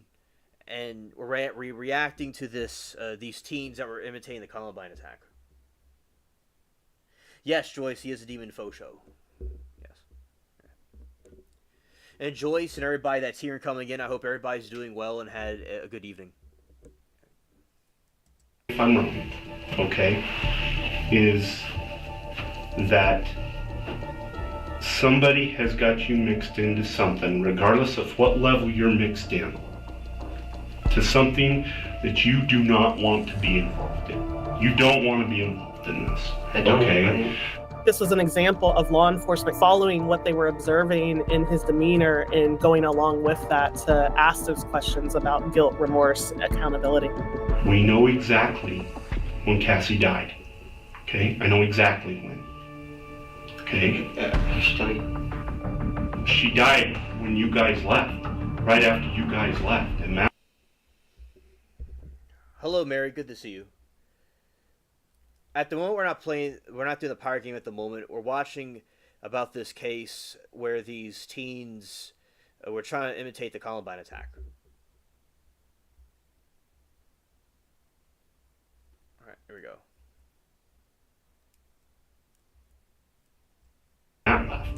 Okay. Okay.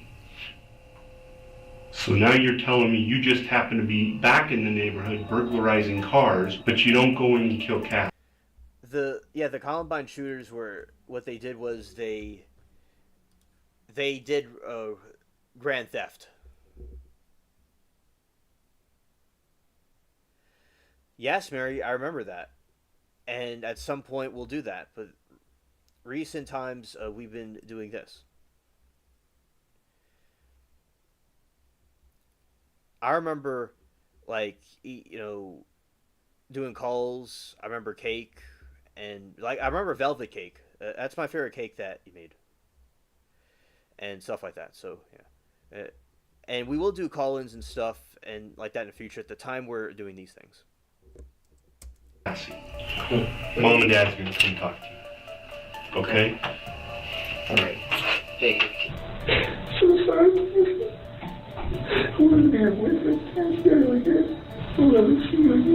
So when he is there by himself, you do get the sense that he is kind of replaying in his mind what's happened now that he has come down from the high of doing it.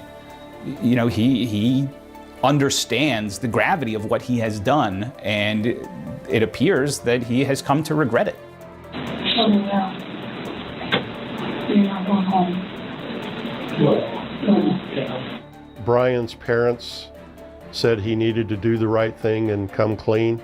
And at that point, Bryan was scheduled to take a lie detector test. I think he was a little scared and decided to tell the story. Your first version was you're going to go to the movie, right? Yes. And then the next version was you're going to go through cars. Yes. Now, this is the third time through the thing. We just want to know, what was the real intent when you left there? They're supposed to just plug in crates. Was you going to go? All right, Mary Toodles, see you later. I was just saying that the favorite cake that you made that from like a long time ago, it was the velvet cake. Because we're talking about memories from the past.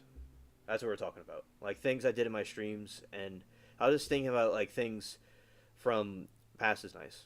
But as I said, we're still going to do gaming and call-ins. For now, we're doing something like this. Oh, hello, Kara. Good to see you. Welcome. Park down the road and then go back and... Yes. Okay. Yes, that's scary. You're doing good.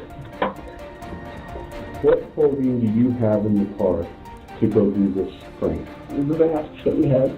Okay, what kind of mask? White.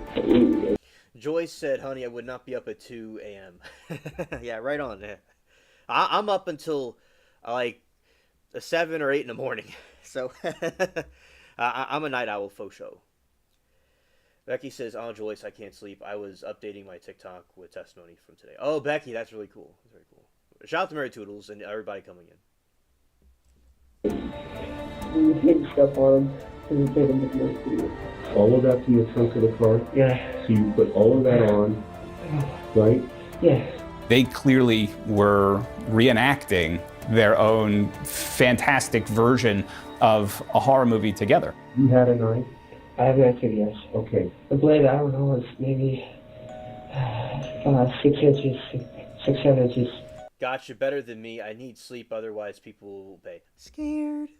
Oh, Joyce. Anna. Yeah, right on. Night Owl. And Joyce. Yeah. Scared. I love nighttime. Yeah, I love the stars and the moon, and it's. I don't mind the heat sometimes, but it's cooler, and I could like get things done like without disturbances. Not that I'm being disturbed. I'm saying like there's like cars and stuff outside. It's more quiet, like in the area. I work on my videos and stuff at night. The masks that they were wearing, the gloves that they were wearing, the clothes that they had, the knives was based on the Ghostface killer in the movie Scream. Matt was still here, and we went. Yeah, in 6, I saw that movie, the Grim Reaper movie. No, not the Grim Reaper. It's not even the Grim Reaper. It's the Scream. I remember seeing that movie, and this certainly seems like what they were trying to do. Like they were trying to imitate. Yeah, I'm well aware about this movie, and I was told it was a ghoul, but it's actually something else. But that was when I was very young. That was before I was able to see the movie.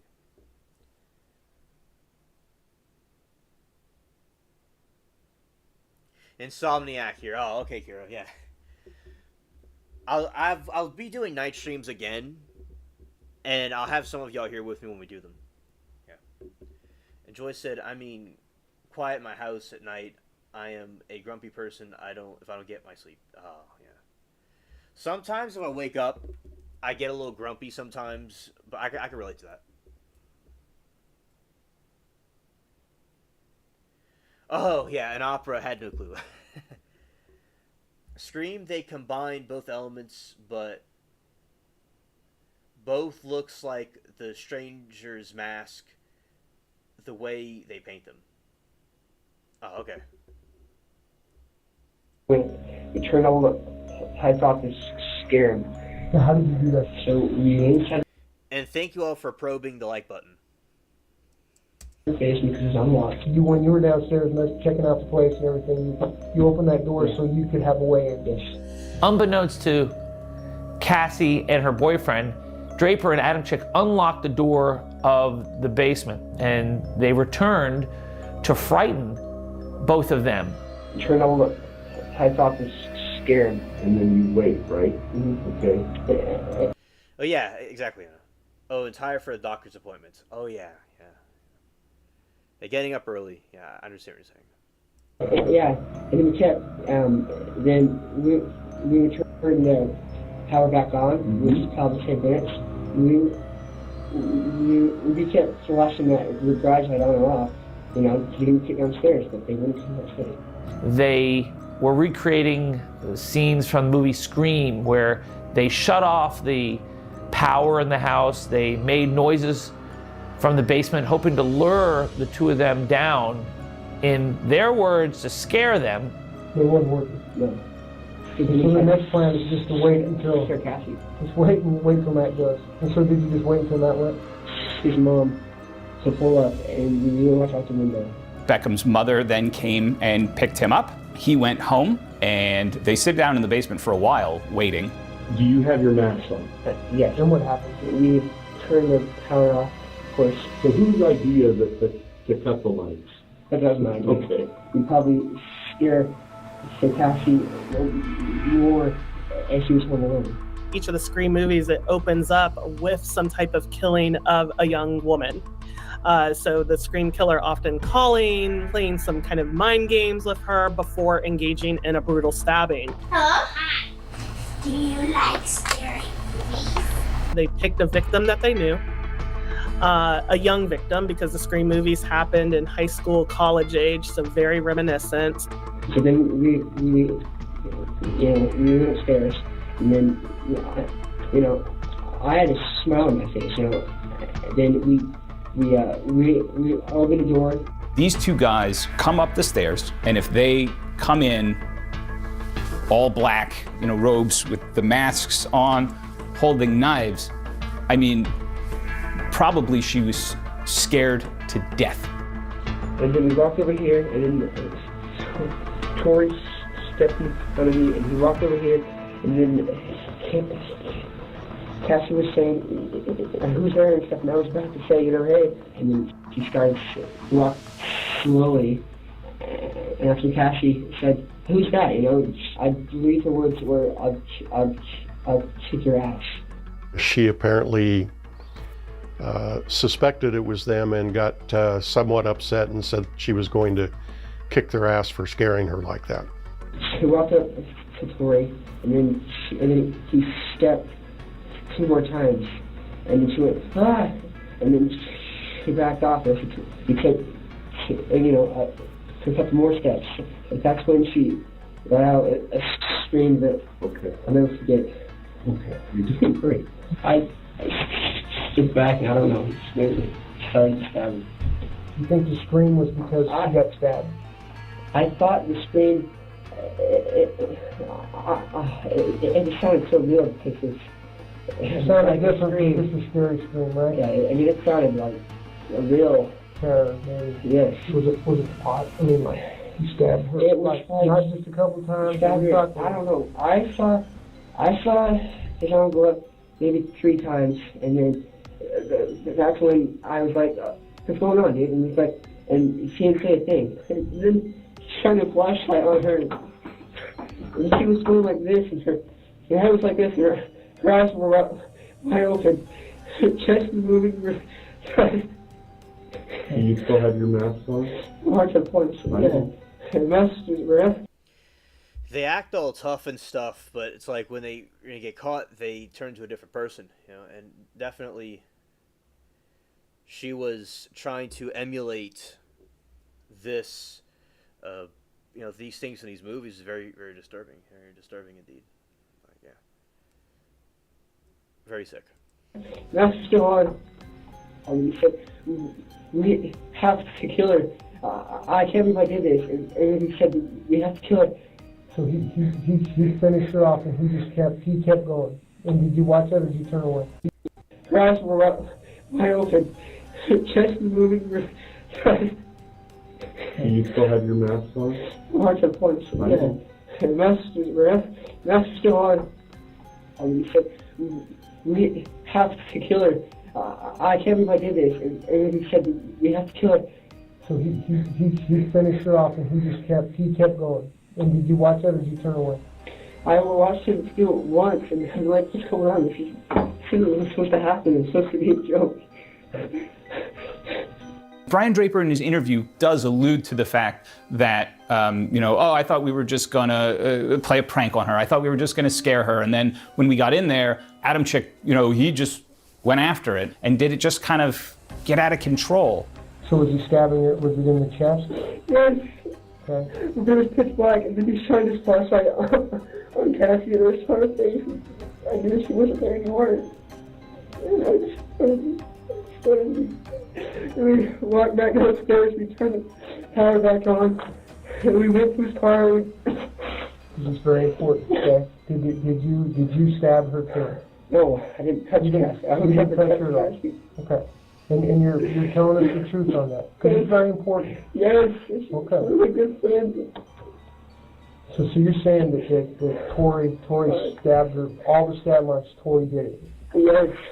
He said that he would kill me if I told anybody. Now we're going to be honest and just see what Tori says. This is going to come down to your word against Tori's. The law enforcement at that point spoke with Mr. Adamczyk. His parents were present. Law enforcement indicated that they had a strong suspicion that he was involved. Now's the time to... Thank you, 6. Oh, hello, Danielle. And 6, I'm glad that you wouldn't support this type of behavior.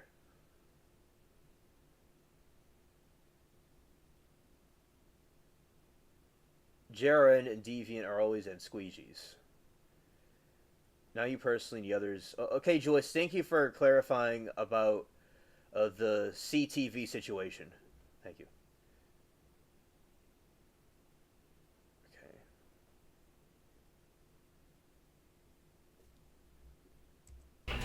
Really start being honest with some things. Okay? We know some things to be true. We know exactly what happened, okay? And I want to... 6 says, yeah, IDK, I get you love your child, but they cross a line. I failed as a parent. I failed as a parent. I offer my condolences and say I messed up as a parent. These guys were trying to imitate the Columbine attacks and the Scream movie.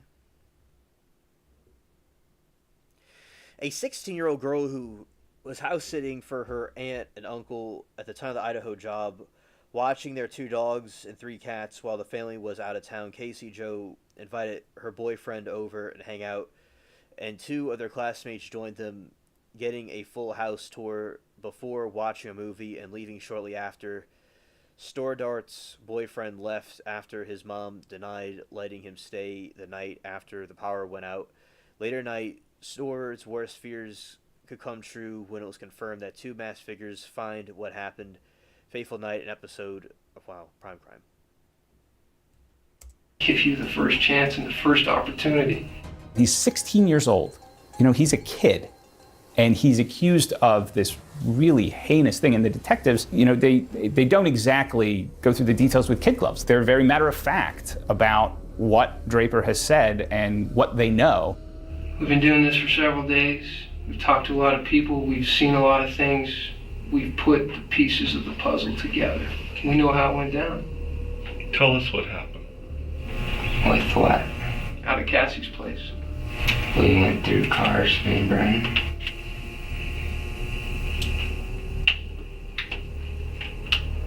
So Adamczyk tried to stick to the story that he and Draper had committed to, but he didn't know that Draper had already cracked the code, that he had already given up the truth, at least part of the truth, to law enforcement. You know, I'm not here to insult you or anything, but we don't believe your story. And we don't believe your story. And I don't think your dad believes your story about going through the cars. It's a tough one. And yeah, Becky, some parents give their kids a great upbringing, and kids take it upon themselves to do horrific things. I would never support them if they did. Exactly, facts. I don't believe it, especially because I know it's not true. Because we got you going into that house when you parked on the street. We got you going back into Cassie's house. They told Adamczyk, we've already spoken to Bryan Draper. He's already confessed. He's told us what happened. You know, we know what happened. We know a lot more than you think we do. Tori Adamczyk does what a lot of people do when they're in that situation. You really have 2 options. You can acknowledge that the detectives have spoken to Bryan Draper and they're telling the truth, that he has in fact to some degree confessed about what happened, or you call their bluff. So Adamczyk at first calls their bluff. One other thing I want to touch upon that night when you're out messing around, that's why I asked you earlier to take any masks with you. Because we have some indications that you had some like Halloween type, you know, scary mask or something. You guys playing around with those at any point in time? We weren't messing around with them. Okay, you didn't put them on? No. Striking out with Adamczyk, detectives return to Bryan Draper's interrogation room. They ask him what happened when the boys left Cassie. We were straight back to his house. 6 says they offered her to sleep over and she declined. That what must be play out on the boyfriend and his parents. Yeah, I can't even imagine, yeah. Well, what time do you think that you got home back to Tori's house that night? When did you guys go back? 11:30. Inside his house, we got pumping alcohol. We because it's supposed to be fireable, and then we got a little plastic bag. So you put everything in the bag. Did you go back out? Yeah, she left. Just put it to sleep. She'd go. And you left again? Yeah, it's on his trunk. It's on his trunk when we drove everything. We disposed of everything. Take a break. The detectives return to Adam Chick's room with the new information from Draper. If somebody were to see you putting a blue bag in the back of your trunk, would you taking some garbage out? Were you putting a garbage sack in there? Did you do anything like that? No. I'm just trying to figure out why somebody'd see you with a blue garbage sack, like coming out like you're bringing the garbage out. But it's like, Was it a sack full of stuff or just? Yeah, it was full of stuff. Well, it had the sack and then. Exactly, 6. One tries to blame the other. Definitely.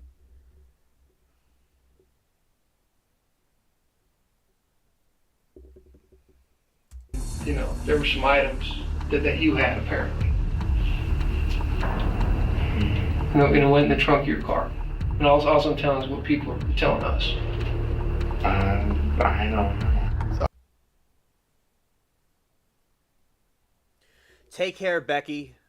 Thank you for coming here. Have a good night. See you Monday. Yeah, both equally responsible. Absolutely. I think he was very confident. He had his story down and he was going to stick with it until the goose was cooked, supposedly. Draper continues to be much more forthcoming. You leave Tori's house. Okay. Where do you drive from Tori's house? I told him that, you know, the fish I knew that he was in the mountains. We lived by my house because I drive there all the time.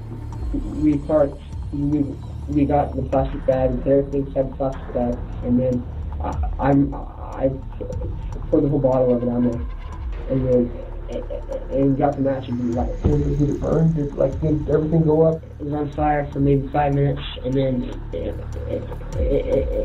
was getting ready to go out within the stuff. We wanted to get it as fast as possible, and then we went back to his house. Then, Draper drops a bombshell. I know exactly what her it is. I'm the Black Rock Burning. Cool. We'll go there and get it. Okay. Okay. So I'm going to have them come get you, and they're going to drive you up there, okay? Okay. Up next, Draper leads detectives to a cache of evidence so shocking it will blow this case wide open. You too, Becky. Thank you. All of the stuff that is found in Black Rock Park is significant, and it really looks like something out of a slasher movie. Murder is power, murder is freedom. It always makes a minute, but I gotta say, whenever I hear stories like the ones that we cover on this show, it always makes me think, how well do we all really know the people in our lives? It's a scary concept to think about, but that is why I want to talk to you about our incredible sponsor, Truthfinder. So Truthfinder is a service that can provide actual safety for you guys. And I say that because Truthfinder is one of the largest public records search services in the United States. Their whole goal is to help people like you learn about the people in their lives. And here's how it works. You go on their website, truthfinder.com, and you type in a name. And make it easy, you type in Jesse Weber. You type in my name, and within minutes and a paid subscription purchase, you can access unlimited reports that could include information like phone numbers, location history, criminal and traffic records, including possible arrests, criminal convictions. I don't have those, but you get the idea. You can use Truthfinder to look up information about all sorts of people. New friends on social media, potential dates, people you buy or sell to online. How about the parents of your child's friend? Look, you can never be too careful. And right now, you can get 50% off of your first month of confidential background reports. Just go to truthfinder.com/LCPrimeCrime. Hope you check it out. Scream, except That sounds good, baby. we're gonna go down in history. We're gonna be just like Scream, except real life terms. That We're gonna be sounds murderers. good, baby. Like, let's see, Ted Bundy, like the Hillside Strangler, No. the Zodiac Killer. Most people are more amateurs compared to what we're gonna be. That's really sick that they want to emulate and be a killer. What a bunch of sick people. Wow. Good grief. And then when they get caught, they're crying. It's hilarious. Like, how, like, sissified these people are. 16-year-old Bryan Draper leads detectives to a remote spot in Black Rock Canyon, Idaho, where he and his friend, Tori Adamczyk, also 16, had tried to burn and bury the evidence of their crime, the brutal murder of 16-year-old Cassie Jo Stoddard. But one item stands out from all the rest. Most importantly was the videotape, because the videotape had several different recordings of the two of them talking to each other, and it included dialogue between them talking about what they were going to do that day. I think we could maybe 8 kills. Like always, 20. They had tried to make their own horror films on some of these recordings, and then they were taking videos of Cassie at school. Cassie waved to the camera innocently and discussed their plot. That's what the Columbine shooters did. And even the lockers and the way the school looks similar to the Columbine school. Maybe in just parts of the country they look like that. But yeah, definitely, that looks like a Columbine tape. But definitely, that's like what they did. Cassie waved to the camera innocently and discussed their plot. And then afterwards, they made admissions. Hello, Cassie. I'm getting you on tape, okay? School. You are welcome, Danielle. Enjoy and have a good evening. Thank you for your feedback. Cassie waved to the camera innocently and discussed their plot. And then afterwards, they made admissions. Hello, Cassie. I'm getting you on tape, okay? Say hi, please. Hi. Okay, see ya. They tried to burn the recording, but law enforcement later on was able to recover it. From the beginning to then right before the murder to right after the murder, it was all there in the recordings.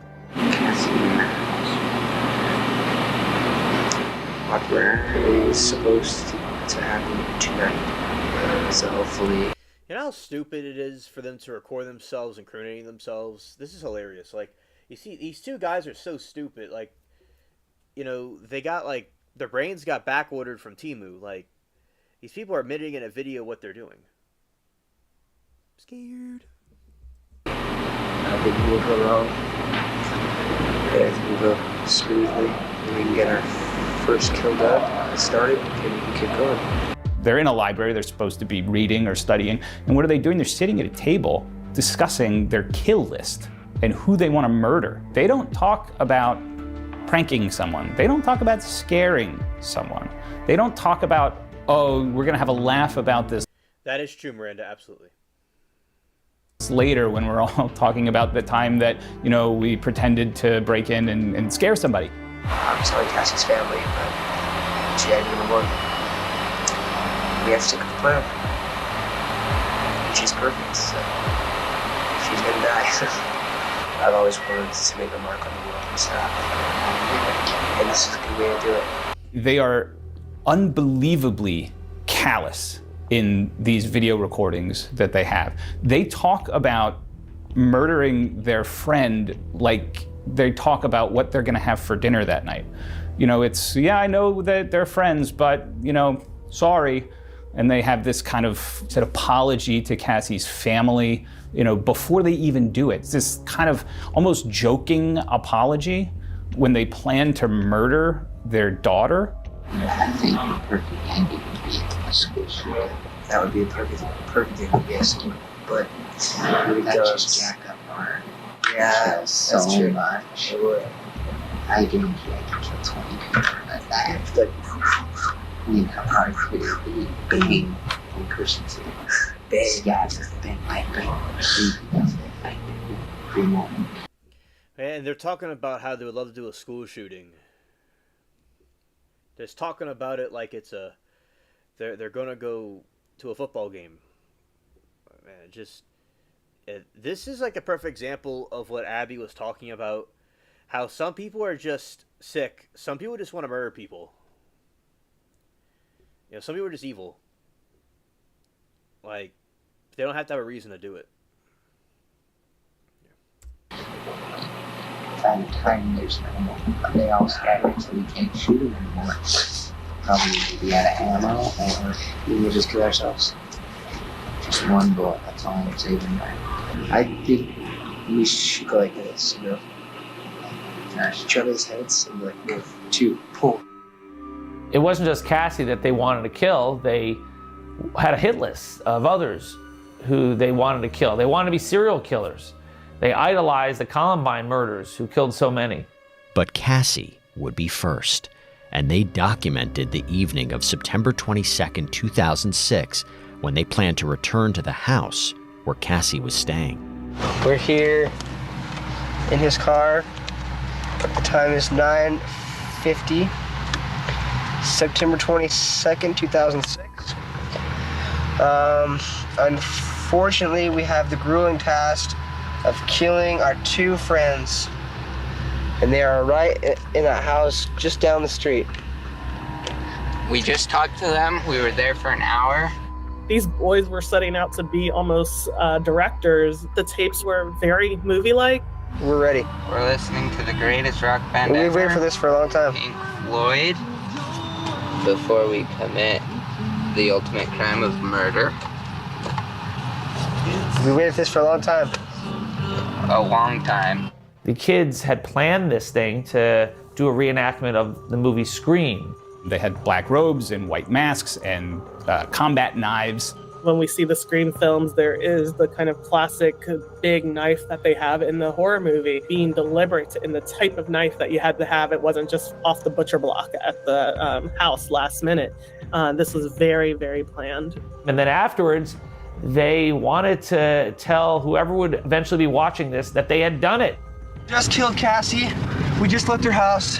This is not a joke. I stabbed her in the throat and I saw her lifeless body just disappear. Dude, I just killed Cassie. That felt like it wasn't real. I mean, it went by so fast. Right after they commit this heinous act, they confess on camera. They do a recording where they are exhilarated by it. They can't believe they just did this. Yeah, Miranda, it is annoying and super sick, and they get like an adrenaline rush from it. Yeah, it's absolutely evil. And when they got caught, they cried and acted like little sissies. They acted like pathetic weaklings. It's ridiculous. Yeah, I agree. And they said to the effect of, "We just killed Cassie." Armed with the overwhelming evidence of the videotapes and the other items found at Black Rock Canyon, detectives returned to Tori Adamczyk's interrogation room. We got solved about Black Rock Canyon too. Okay, we got a car matching your description, going up to Black Rock area. Did you guys dig anything up there? I don't know. We need to know, and we need to know the truth. Okay. Miranda said, "Did you guys hear about that? How people like these people are the Columbine shooters? I don't know why people say that." Yeah, Miranda. You see, and the Columbine shooters wanted to cause a chain reaction of shootings, and these people, they glorify. There's a lot of copycat, like the Sandy Hook one was a copycat of Columbine. You have a couple of people that are copycats of that shooting. Now, I believe that people will do stuff like that because they're evil, they're sick, they live in a fantasy world. They don't live in reality. They do not live, like, they don't have a conscience or empathy or compassion or anything like that, just for themselves. And some people are bullied, hypothetically, or they want to get revenge. Some people just want the thrill, like it's like hunting, or it's like they could have been risk takers in a good way, an entrepreneur in a good way, or do something, or skydiving, right? But they did it in a much disgusting, disgraceful way. Yeah. Miranda said, "These cases remind me of the Sunderman case where the 3 girls were involved and 2 girls lured a girl and ended her life because of a fictional monster." Yes. We've talked about this in the channel, and also we've talked about it over on the other one with, we had a trial it's last year that was about that with Sunderman.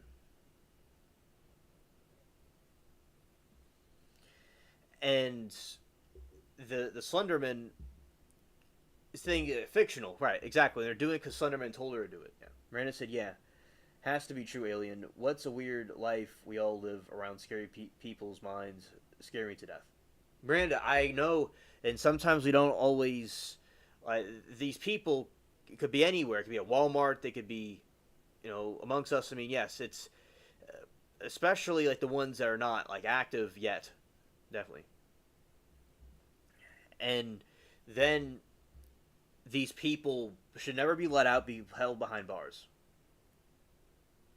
Anna said, when I was a teen, never has kids like this, not even close parents, so up our asses. B, if we were psychos, they would know. LOL, but really never ever heard of kids talk or think like these weirdos today. Yeah, now, they did have them back in the past. They just were not as frequent, and also with the internet and the media covers things more than they did back in those times, but still it is true that back in the past it wasn't as frequent or really heard of at all. Yeah, it's true, Anna. Scary that the kids would do anything like this. What kind of world is this? A very, very gray, messed up one. All right, Joyce, have a good night. Thank you for hanging out with us for a little bit. Take care.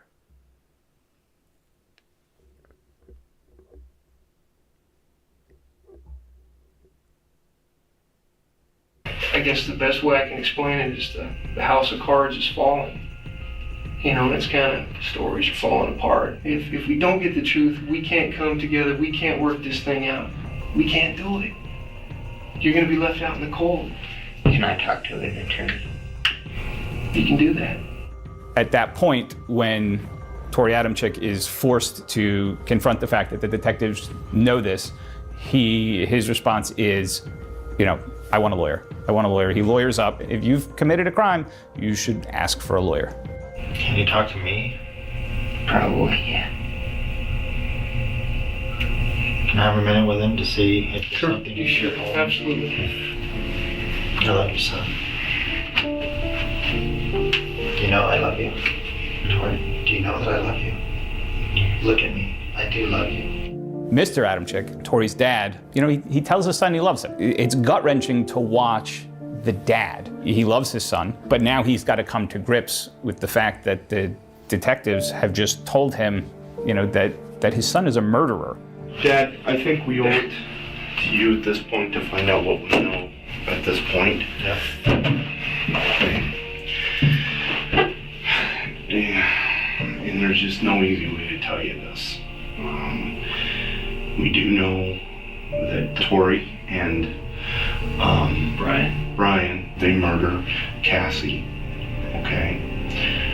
We got the evidence at this point to prove that. We found the evidence. We've got the knife that you used. We've got the masks that you used. We've got the videotape. We've got it. There's a tape up in there that you buried. Okay? Tried to catch on fire. All that stuff. You know what I'm talking about. I don't need to tell you that. This is right, Tori? What they're saying is true? You know exactly what happened, and you know what you need to do. So, unfortunately, you're not going anywhere tonight. You're going to be placed into custody tonight. Okay? I'm sorry that's the way it goes. You're going to be charged with first-degree murder. Adamczyk and Draper were charged with first-degree murder and conspiracy to commit first-degree murder. When we come back, what happens when two teenagers are tried for their heinous and shocking crime? I see a lot of... Miranda said, what's also crazy is people showing their kids scary movies. My dad forced me to watch them as a kid and forever paranoid my anxiety and anxious. Oh yeah, they can do that, definitely. When I was a kid, Mary Toodles didn't let me watch things that were too scary. I had a hurricane experience that was like being in a horror movie, but she didn't voluntarily take me to things that were too scary. I saw scary movies, but nothing too scary. And it said, Slenderman girls watched videos on a creepypasta and thought they had to kill Slenderman, would take them and live in his mansion in the woods. Yeah, they must have thought it was real. Kind of like how kids, you know, will have imaginations and things like that. So, I don't know, they realized it was something of fiction. It wasn't even folklore, it was just something fiction. Like the... Alright, it's like, say there's the spaghetti monster person. I know that's a whole other story, but like just some fictional monster that floats around the woods. It's like, you know, it doesn't really exist, but people might think it exists if they didn't realize it was something that isn't really there. And it's the Texas Chainsaw Massacre movie, and nobody said, okay, let's do that Friday night. Exactly. Nobody was like, the Texas Chainsaw Massacre, I saw that movie. Not when it came out, of course, but I saw it later. And yeah, like, people didn't go and try to emulate it. Yeah. Good point. Yeah, it's all the new age stuff that shouldn't but be accepted. Yeah, I mean, people were in like World War I and World War II, and they saw things happen, and they didn't try to emulate evil stuff. You had some people that did, but like most people didn't try to emulate things like that. Even adults think stuff with characters or movies, the world's insane. Yeah, exactly, yeah. Homicides. When these two kids act out a slasher flick in real life, it's very unique and it's very different than a typical case, which is why, this case got a lot of national attention. It's horrific, it's terrible, but from a criminal defense perspective, it's interesting. Episode Morgan and Morgan. I always love talking about them because the truth is one of the scariest things that can happen to you in life is if you get hurt, you get injured. What do you do next? Where do you turn? What are your legal rights? Well, Morgan and Morgan is a firm that you would want in your corner because they are specialists in this area. Morgan and Morgan is America's largest injury law firm. And for a reason, they win a lot. They have secured multi-million-dollar verdicts and settlements. In fact, they secured a $120 million verdict in one of the first personal injury trials post-pandemic. And by the way, in that case, there was a pretrial offer of just $20,000. Yeah, Morgan & Morgan, they don't settle for lowball offers. They fight for what you deserve in compensation. But one of the best things about Morgan & Morgan is how easy they make this whole process for their clients. From starting your claim to uploading documents to signing contracts, talking to your legal team, it can all be done from your smartphone. That's it. Seeing if you have a case only takes a few minutes. Oh, and by the way, there's no upfront fee. No, you only pay them if you win. So if you're injured, you can easily start your claim at forthepeople.com/primecrime or by dialing #law, that's #529 on your phone. From it, they're gonna want it more.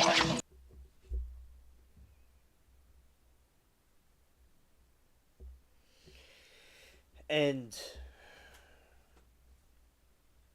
yeah, okay, so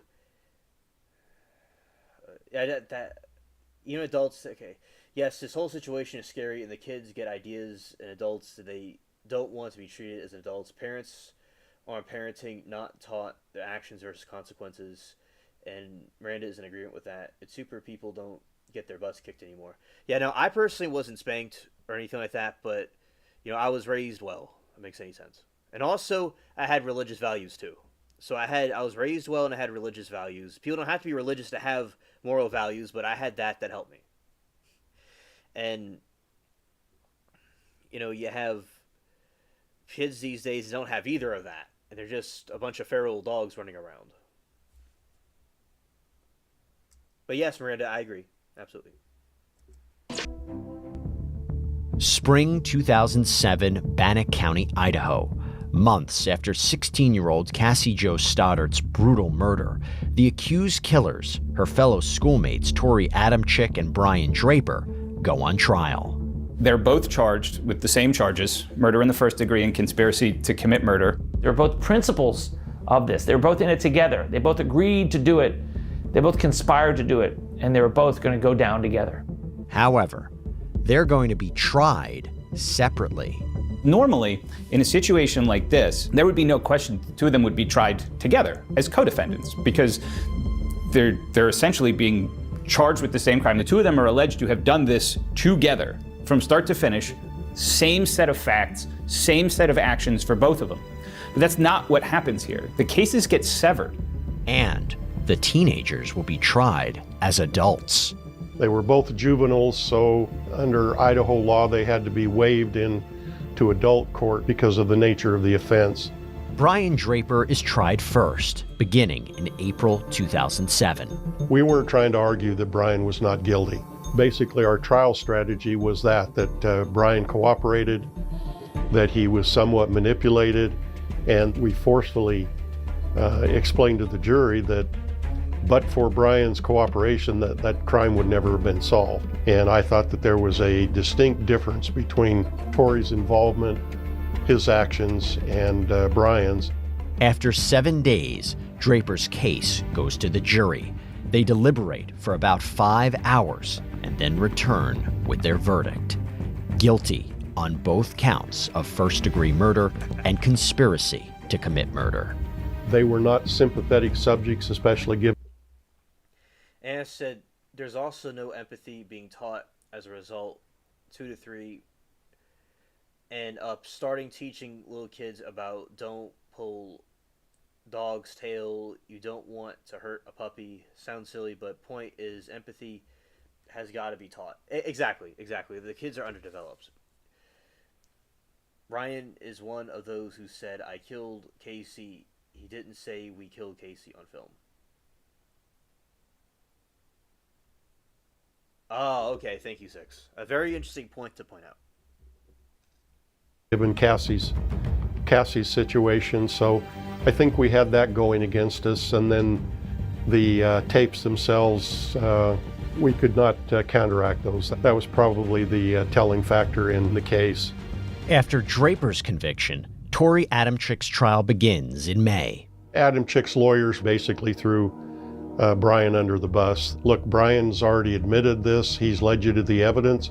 Obviously, he's the main culprit, and he's the one that you should be focused on, not on Adamczyk. The defense is, yes, I was there, but the other guy is the one who actually killed Cassie. I'm not the one who actually did the stabbing, so you should have some pity on me. The trial lasts 17 days and ends with the jury finding Adamczyk, like Draper, guilty on both counts. The evidence in this case was really just staggering. That alone would probably be enough to convict somebody of murder. I don't think that the jury really struggled a lot with coming back with 2 guilty verdicts. Both sentenced to the maximum, which is life in prison for each of them, plus 30 years for the conspiracy counts.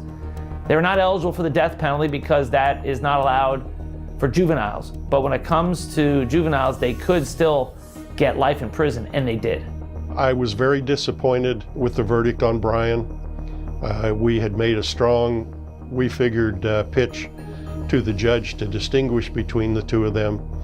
And I was upset that the judge didn't factor that in his sentence. I have regrets on that case, probably more than any murder case I was involved in. Both of the defendants appealed these decisions. The latest attempt was based on a case before the United States Supreme Court in 2019. At that time, there was a pending appeal before the United States Supreme Court that giving a juvenile a fixed life sentence was cruel and unusual punishment. Because they were so young, they had an opportunity to rehabilitate themselves. The United States Supreme Court eventually did not buy into the cruel and unusual argument. So that was a closed door. This is an unusually gruesome and horrific case, and I've seen a lot of terrible cases. But the way they devalued life, someone they knew, a friend of theirs, is really horrific. How they planned this. They're ready to be spree killers. They think that they're going to go out in this blaze of glory and they're going to be, lionized by the slasher community, when in reality it just unravels. And they do become famous, but they don't achieve what they want to. We're going for a high death count. We're not going not to get caught, Bryan. If we're going for guns, we're just going to end it. We're just going to grab the guns and get out of there, kill everybody and leave. We're going to make history. We're going to make history. Yep. People will die. Not only is Cassie a very sweet, genuine, caring, nice 16-year-old kid who's killed by 2 classmates, it's a tragedy for the family. I feel awful for Cassie Jo Stoddard's family. Losing a 16-year-old child is horrible. As a parent, I can't imagine how terrible that is. Almost 2 decades after Tori Adamczyk and Bryan Draper were convicted, this unique and heinous crime continues to be discussed. But for the families of all 3 teenagers, this just remains a real-life horror movie that never ends. That's all we have for you here on this episode of Prime Crime. Everybody, thank you so much for joining us. I'm Jesse Weber, and as always, stay safe. All right, thank you, Six, for showing us this.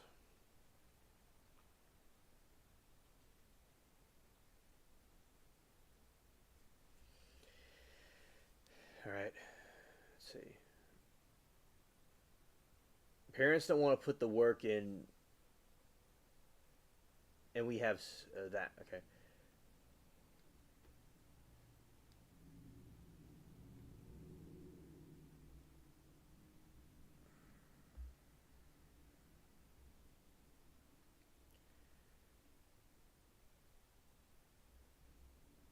Yeah, dealing with the deadbeat yourself. Okay, thank you, Six. Oh, what I meant to say was, you're welcome for showing it. Okay. Show some scenes from the Depp trial, and then it'll eventually be over with.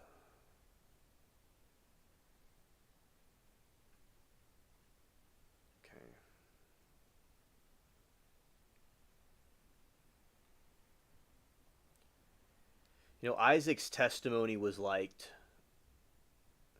We'll play that again. It seems to be a favorite.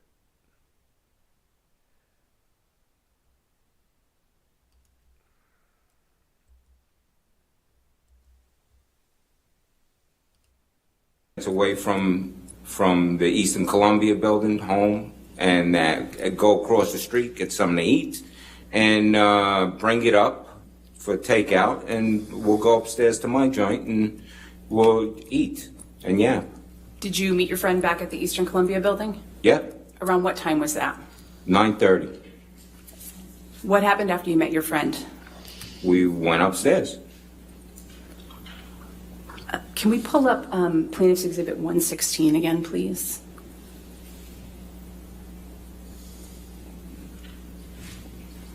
And Your Honor, given that this has already been admitted, I'd ask that it be published. All right, that's fine. You can publish it. You just can't see it. It's not on this. Okay, you still have it. Mr. Birch, is it on the screen in front of you? Yeah. Okay, great. Yes. Mr. Birch, I'm going to ask you a couple of questions about what happened after you went upstairs that evening. And it may be helpful for you. There are controls on that screen that you can use to sort of mark the exhibit to show the jury the spots that you're talking about and identifying. So if you just touch it, it'll make a mark. So you don't have to touch the top. That's fine. Do I touch something on menu here? Nope, you don't. Nope, just wait, and you can touch it whenever she needs you to mark it. Just wherever I touch it, it's going to make a mark. It will. Okay. Thank you. Mr. Birch, when you got upstairs that evening with your friend around 9:30, what did you see? We got out of the elevator, and just like in the graph, you make a left and then you turn the corner. When we walked out, I noticed on the floor there's shards of glass, there's pieces of glass, and so I was just looking, going, oh, something busted. Could be one of the sconces or something like that, and kept walking. Can you mark on the exhibit where you saw the broken glass that evening? Yeah. Boom. Right there. Right where you could go left or you could go right. And if you wanted to go to the pool area, there's an exit that way. So you could either go right or you go left. You go left, you're in the apartment, going in the hallway through the apartment, or you go right there in that spot.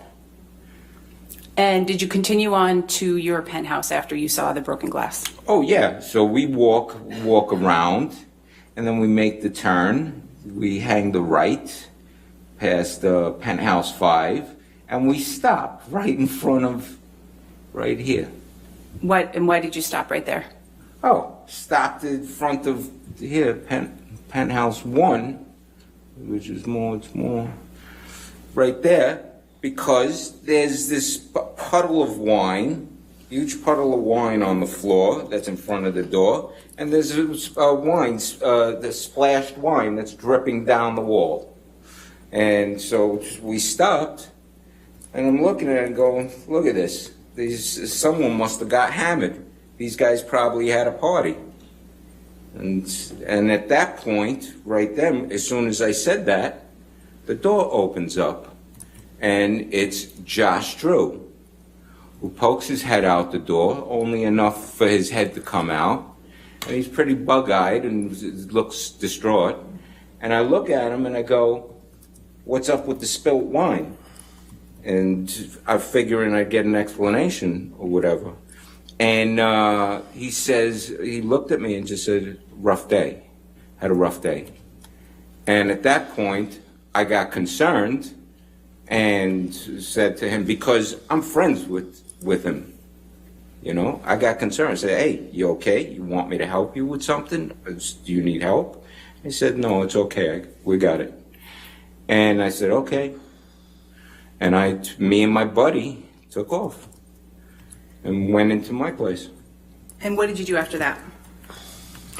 My buddy ate. I believe he had pizza from across the street, and we talked. We yapped for a while, and you know, could be I could yap, so it could, you know, it could take. We were there probably an hour and change or something like that, and then you know, we're done. So I walked him out and walked down. Went to the elevator, walked out, went to the elevator. We went downstairs. I walked them out the door, finished the conversation that we were having. And I said, all right, see ya. And then I went back in. I went upstairs and I went to bed. Around what time was that you went back into the Eastern Columbia building? You know something, if we got there at like around 9:30 and we're talking, I don't know, an hour, an hour and a half, 2 hours, you know, somewhere around 11 o'clock, I would think. We can go ahead and take Exhibit 116 down.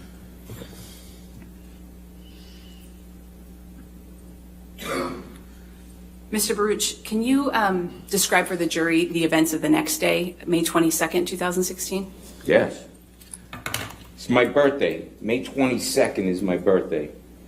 I wake up, I end up texting Johnny and saying, hey, I'm going to be in town, because he's not staying at the Eastern Columbia building. He's staying in a house in town, okay?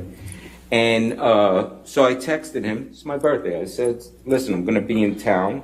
I'm going to come by and to have a birthday drink. Okay. I didn't hear from him, you know, I didn't get an answer back, but I said, that's what I'm doing. If that happens, that happens. But, so it was around noon time, so I left. I walked out of my apartment. And I go through the hallway, as you see the graph. I go through the hallway, and I turn the corner from Penthouse 3. And as I'm walking down, well, who do I see? I see a group of people. It's a guy in black clothes, a black shirt, black pants, Amber Heard, and I see Josh Drew, who's leaning up against the door, and the door is open. This door is open. Something's going on, and as I'm walking up, I'm saying, hey, what's up? What are you guys doing? And then Amber turns to me as I'm walking up. Amber turns to me, and she says, Johnny came by last night. He got violent, so I'm changing the locks on 1, 3, and 5. And I'm looking at her, and she goes, oh, and don't worry about 2. You're okay. And at this point, I'm now walking past, so now we're all in front of the open door of the apartment, and I see there's 2 guys, 2 locksmiths working on the door. So now I'm standing on one side, and you have Josh Drew on one side of the door. You got the 2 locksmiths with the door open, working on it. The sun's coming through the door. Sunlight from windows, and then Amber is in front of me, and there's the security guy, and that we're 2 feet away from each other, talking, And she introduces me as she's finishing saying, "Oh, don't worry about your apartment." She says, "Oh, and this is a security guard that I got who's going to be hanging around." And I got introduced. She introduced me to him, and I shook his hand. He gave me a card, which I lost, and I'm kind of taking this in and going, and I said, "Wait, what happened? What's going on?" And at that point, Josh Drew looks at me and gives me the high sign to like, "Hey, follow me. I'll tell you in private." And Mr. Rich, when you were speaking with Ms. Hurd, how close were you standing to her? like I said, I'm 2 feet, a foot and a half, 2 feet away. We're all 2 feet. And how was the lighting in that area? There's lights in the hallway, but we're standing in an open doorway that the wall is all windows. Sunlight's coming through, and you could operate in this light. There's that much light.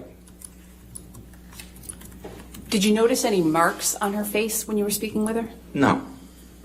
Did you see any bruises? No. Did you see any redness? No. Did you notice any swelling? No. Did it look like Ms. Hurd was wearing any makeup? No. Had you seen her wearing makeup before? Yeah.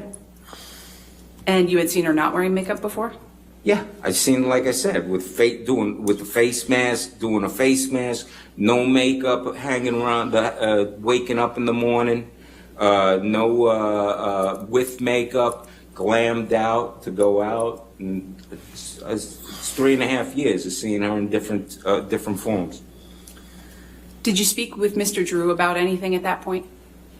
Well, yeah, after I said that, hey, what's going on? And he gave me the high sign to like, hey, follow him. We went into my apartment and had a conversation. And what happened after you had that conversation with Mr. Drew? We left the apartment and we go walking back towards Penthouse 1. And as I'm walking back, I say to Amber, as I'm walking up, "He hit you?" And she goes, "Yeah, he threw a phone at me and hit me." And I'm looking, because I had just seen her 2 feet away, and I'm going, "Where?" And she puts her head out. She puts her face out like that for me to look at the right side of her face. And I'm looking, but at that point also, I'm looking, and I turn around, get on the other side. We're in the doorway. So I'm on this side, with the light shining this way from the doorway with the lights above, but the sunshine, and she's got her face out like this, looking, to show me, and I'm looking, and I inspect the face. I'm looking at her forehead, I'm looking at the side of her eye, I'm looking at her cheek, I'm looking at her chin, I'm looking at the other side of the face, I'm looking at the whole thing, and I don't see anything. I don't see anything I don't see a cut, a bruise, swelling, redness. It's just Amber's face that she's going like this and showing me. So I'm not seeing anything. I back up and I'm making a joke. I make a joke going, "Well, I don't see anything, but maybe all the beauty from one side of your face to the other side of the face is outshining everything, so I can't see anything." And she's laughed and she, smiled. And I just looked at everybody and said, "Hey, it sounds nuts." And I went and I said, "I gotta go." And I gave her a hug and kissed her on that side of the face. And then I left. Said goodbye. What was her reaction when you kissed her on that side of the face? Nothing. Did she flinch? No. Did you see Ms. Hurd again the next day? Yeah. When was that? So that's Monday. That was May 22nd, my birthday. So then the next day is Monday, the 23rd, I had woken up with a chest cold, and I heard a knock on the door, and it's Amber. So I opened up the door. Around what time was that?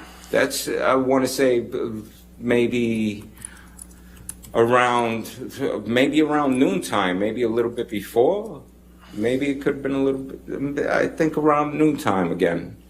And I went downstairs and I opened up the door. And when you opened the door, did you have a good view of Miss Heard? Absolutely, yeah. How was the lighting? Lighting's fine. Lighting from outside, and there's light from my place, yeah, so the lighting was great. Did you see any marks on Miss Heard's face at that time? No, same thing like the day before. There's no redness, there's no swelling, there's no bruises, there's no cuts, there's no nothing. Just Amber, looking like Amber. Did you notice if she was wearing any makeup at that point? She didn't look like she was wearing makeup then either. What did Miss Heard say to you during that encounter? She was knocking on my door to see if I would take her house key, to let the cleaning lady in, because she had to go somewhere. And I woke up that day and I had some kind of chest cold thing. I was upstairs laying down, and so I looked at her and I said, "Hey, listen, I'm feeling sick. I'm going to be upstairs laying down this entire time for the day or whatever." And that so I can't do it.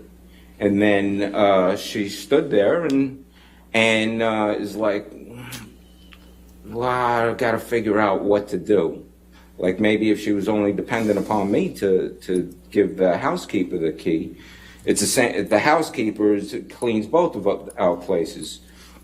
And so I said, "Hey, listen, why don't you go ahead and take the key and put it in an envelope and bring it downstairs to the concierge, and that's where the key will be, and tell Hilda, who is the housekeeper, that that's where the key is, and that's it, and you're set." And she was like, "Yeah, okay, I guess I could do that." And I'm 3 feet away from her, 2.5, 3 feet away from her, talking with her. And how long did that conversation last? 3 minutes. Did you see Miss Heard again the next day? Yes, I did. Where did you see her? All right, I go down, I'm leaving my apartment on Tuesday to go downstairs to the cafe to go get something hot to drink. I still haven't shopped or did anything for what's a chest cold. And so I wanted something hot to drink. I go downstairs, and as I'm locking my door, that all of a sudden a group of women come up to penthouse 3, because in the corridor on the graph you could see we share the same corridor. So I'm locking my door, and a group of women show up. Did you recognize who the women were? 3 of them, yeah.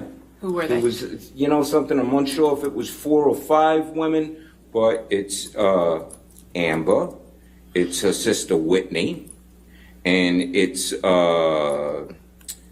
Melanie Iglesias, who's a makeup artist for Johnny and Amber, and then there's 2 other women that I didn't recognize, but not sure. Did you interact with the women at all? Well, after closing the door, Whitney, who calls me her spirit animal, came running down the hallway, going, "Isaac, spirit animal," and I'm going, "Hey, listen, I'm not feeling so hot. I'm not feeling. Get duck under her arms, stop. And I love you, but stop." And I duck under her arms, and I go past, and I'm passing the other ladies, Amber and who she's with, and I'm looking at them, and they're laughing of this whole scene, and then that was it. And then I went past, and went down and got some hot tea. Did you see Ms. Heard's face during that encounter? It was a quick glance, but nothing's just shot out to me to like notice anything. Did you see Ms. Hurd again the day after that? Well, I saw her again that day. Oh, can you describe that, please? Yeah, that on the way back from me being outside at the cafe, having a tea, I come walking back in, and now all her and the women that she was with are coming back out, and we're in the lobby, and the doors of the lobby, it's all windows, there's great light shining through the entire lobby, and the women there's a table in the middle of the lobby, and her friends, or I don't know if they're friends or not, I know 3, one's a sister and the other one's a friend. They're walking on one side of the table, and then she's on the other side of the table where I'm walking, and now we're walking past each other, and she's, of course we're gonna acknowledge each other and looking at each other, and now she's the sun shining right in our face. It's to my back because I'm walking in, and so that's like this, and saying, all right, hey, all right, enjoy yourself, have a good time, or whatever you're doing, and go by. And I went up, and that was it. That was the second time that I saw her, and that's on Tuesday. And did you get a good look at her face during that second encounter? Absolutely, the sun shining right on her face. Did you notice anything unusual about her face? Nothing. No cuts, no bruises, no swelling, no redness. No, it's Amber. It's Amber's face. And then did you see Ms. Hurd again the day after that? Yes, I did. And that's Wednesday, May 25th? That's right. Where did you see her? At that point, I was like, okay, I got to shop for something because otherwise I'm not going to get rid of this chest cold. I'm going to go to the store, and on the way back, in between the garage and the building, there's this room with like vestibule, that's you have to walk through. And I'm coming in to go into the building, and Amber and Whitney, her sister, are coming out of the building to go into the garage. And we met there. How long did you speak with them, if at all? Yeah, we spoke. We're facing each other. Amber and Whitney across from me. We're 2.5 feet, 2 feet away from each other, talking. Of course, and so we stop, of course, to say, hey, what's up? What are you doing? Where you going? Where you coming from? I have bags of food in my hand, of stuff that I went and I bought. And so I said, hey, I'm coming from shopping. I finally bought myself some stuff to get rid of this chest cold thing. And they go, and they're going to the CVS. And they look at me, and so what's yapping, everyone's smiling and stuff, and she says, "You sure we can't get you anything? How about we get you some aspirin or some cold stuff?" I said, "No, I think I got everything," and they said, "You sure?" And I said, "Yeah, of course, I got it. Don't sweat it," and. A kiss or whatever. I got my hands. I can't hug or whatever. So, and then I said to see you, and I went up, and they went through the garage. That was it that day. Did you have a good look at her face during that conversation? Yes. This room. Yes. Yeah. This room. It's completely lit. That it's a spot, and there's a camera taking cameras always on, a security camera, and always, and so it's got good lighting and stuff. Because this is a spot where if you use your fob key to go into the building, well, the door takes a long time to, it's one of those things with the pressure thing that the door just doesn't close shut. It takes a while for it to close. Someone could be in the garage who's not supposed to be in the garage, run and hold the door open. And that then they get into the apartment building, and then who knows, maybe somebody gets ripped off. But so it's well lit for security reasons, and that there's a camera there. It's taking pictures, doing what the camera does. Was Ms. Heard wearing makeup during that discussion? Neither of them looked like they were wearing makeup at all. Whitney had this hat on that it was a fun hat or whatever, and that no makeup. I don't even know Whitney to be a makeup person, and that Amber, no, she looked like she was just natural Amber. It's all just as always, no makeup. Did you notice any marks on Ms. Heard's face? No. Did you notice any swelling? No swelling. No, there's nothing. There's no swelling, no bruising, no redness, no cuts, no, I don't even, nothing. Turning back to May 21st for a second, when you first heard that Ms. Heard told you Mr. Depp had hit her, do you recall that? Say that again? When Ms. Heard told you that Mr. Depp had hit her on May 22nd. Yeah, my birthday. How did you feel hearing her say that? All right. What's the relevance to how he felt? I mean, it's a present sense impression of how he perceived that in that moment. I'll sustain the objection. Mr. Birch, did you see Ms. Heard at all the rest of that week of May 23rd? No. Did you learn at some point in time that Ms. Heard had filed for divorce from Mr. Depp? Say that again? Did you learn at some point in time that Ms. Heard had filed for divorce from Mr. Depp? Yeah. How did you learn that? I learned it from the internet. After the weekend, around probably Monday, either Sunday or Monday, I'm on the internet and I end up seeing a picture of, it was the Friday of that week, the past week, and there's a picture of Amber wearing a black morning dress and with this brown mark on her cheek, and that she's been to a divorce. She went to go file for divorce. That's how I found out. Were you surprised when you saw that? Surprised is not the word. It's like, what the hell is this? What's going on? At any point when you had seen her during that prior week, had she told you that she intended to file for divorce? Objection. Leading. I'll allow it. Go ahead. You can answer the question, sir. What's the question again? At any point when you had seen her during that week, had Ms. Heard told you that she intended to file for divorce? No.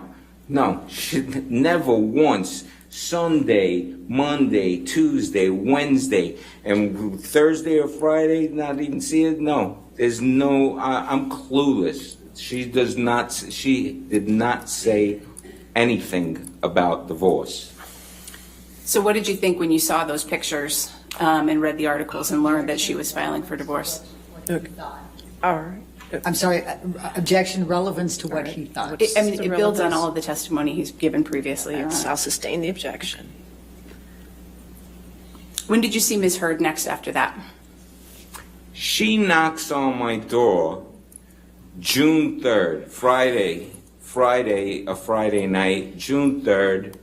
She knocks on my door around 11 o'clock. Is the next time that I see her.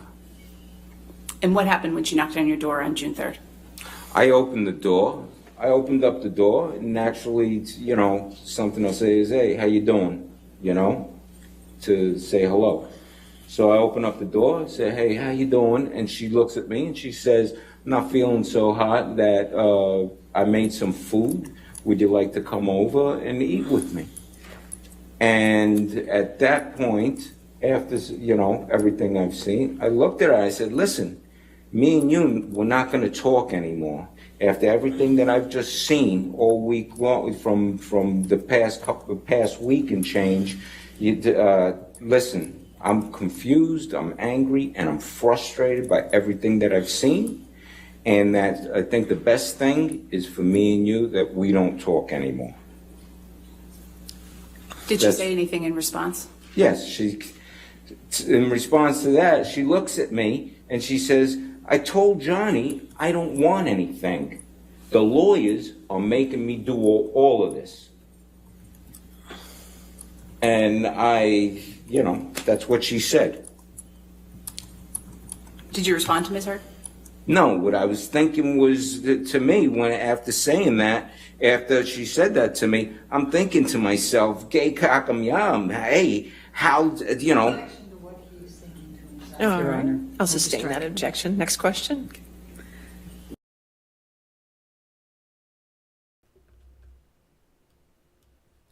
All right, Moki, good night.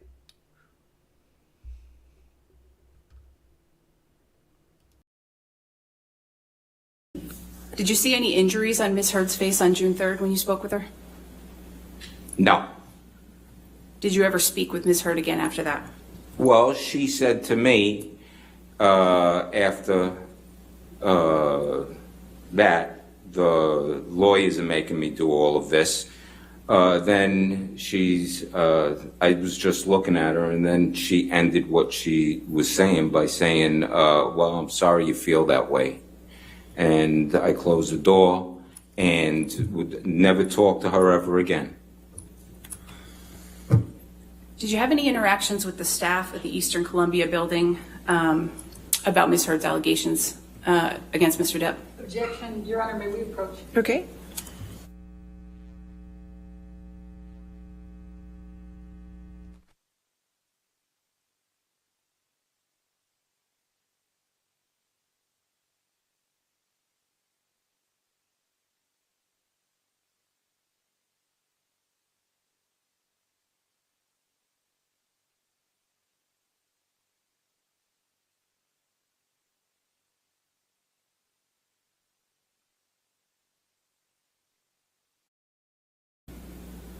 No.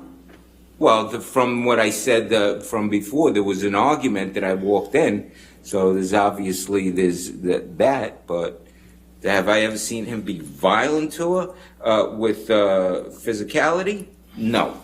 Did you ever see him hit her? Never.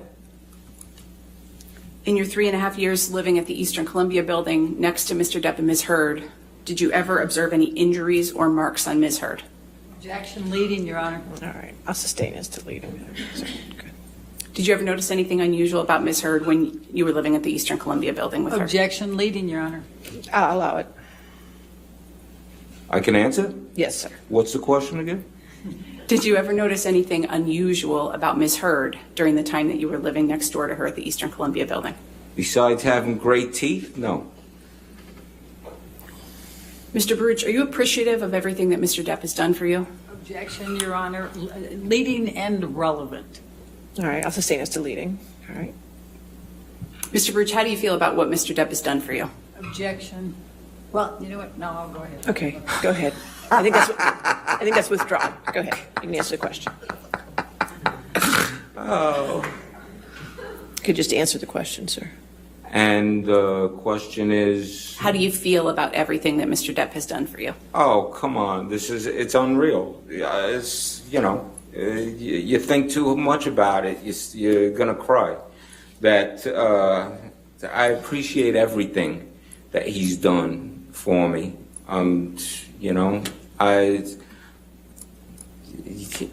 It's like stuff you can't pay back. Would you lie for him under oath? Oh, no. Leading. All right, I'll sustain the objection. Next question. Have you given truthful testimony today, sir? Objection, Your Honor, leading. It's still leading. I'll sustain the objection. That's all I have. Okay, thank you. All right. Cross-examination. Let's start with the makeup. Now, you know that Ms. Hurd was... Excuse me. I didn't hear the beginning of what you started saying. I said, let's start with the makeup. Okay. Okay. You're aware that Ms. Hurd has both modeled and been an actor and had been for many years before you met her, correct? I knew she acted. I didn't know she was a model. Okay. Were you aware that she had a commercial agreement with L'Oreal, for example? When, now or back then? What's your knowledge? I don't know any of that. Okay. Have you ever been with Ms. Heard when she has put makeup on? I've been in the room, yeah, when makeup was getting put on her, yeah. When makeup was being put on her, was this for some acting role or something like that? It was an event that they were going to. Mm-hmm. So that was somebody else applying makeup to Ms. Heard, who was going to have some gala event that she was going to. Yeah. Okay. Have you ever been with Ms. Heard in her bathroom or anything when she's applying her makeup in the morning? No. Okay. Are you familiar with Amica cream?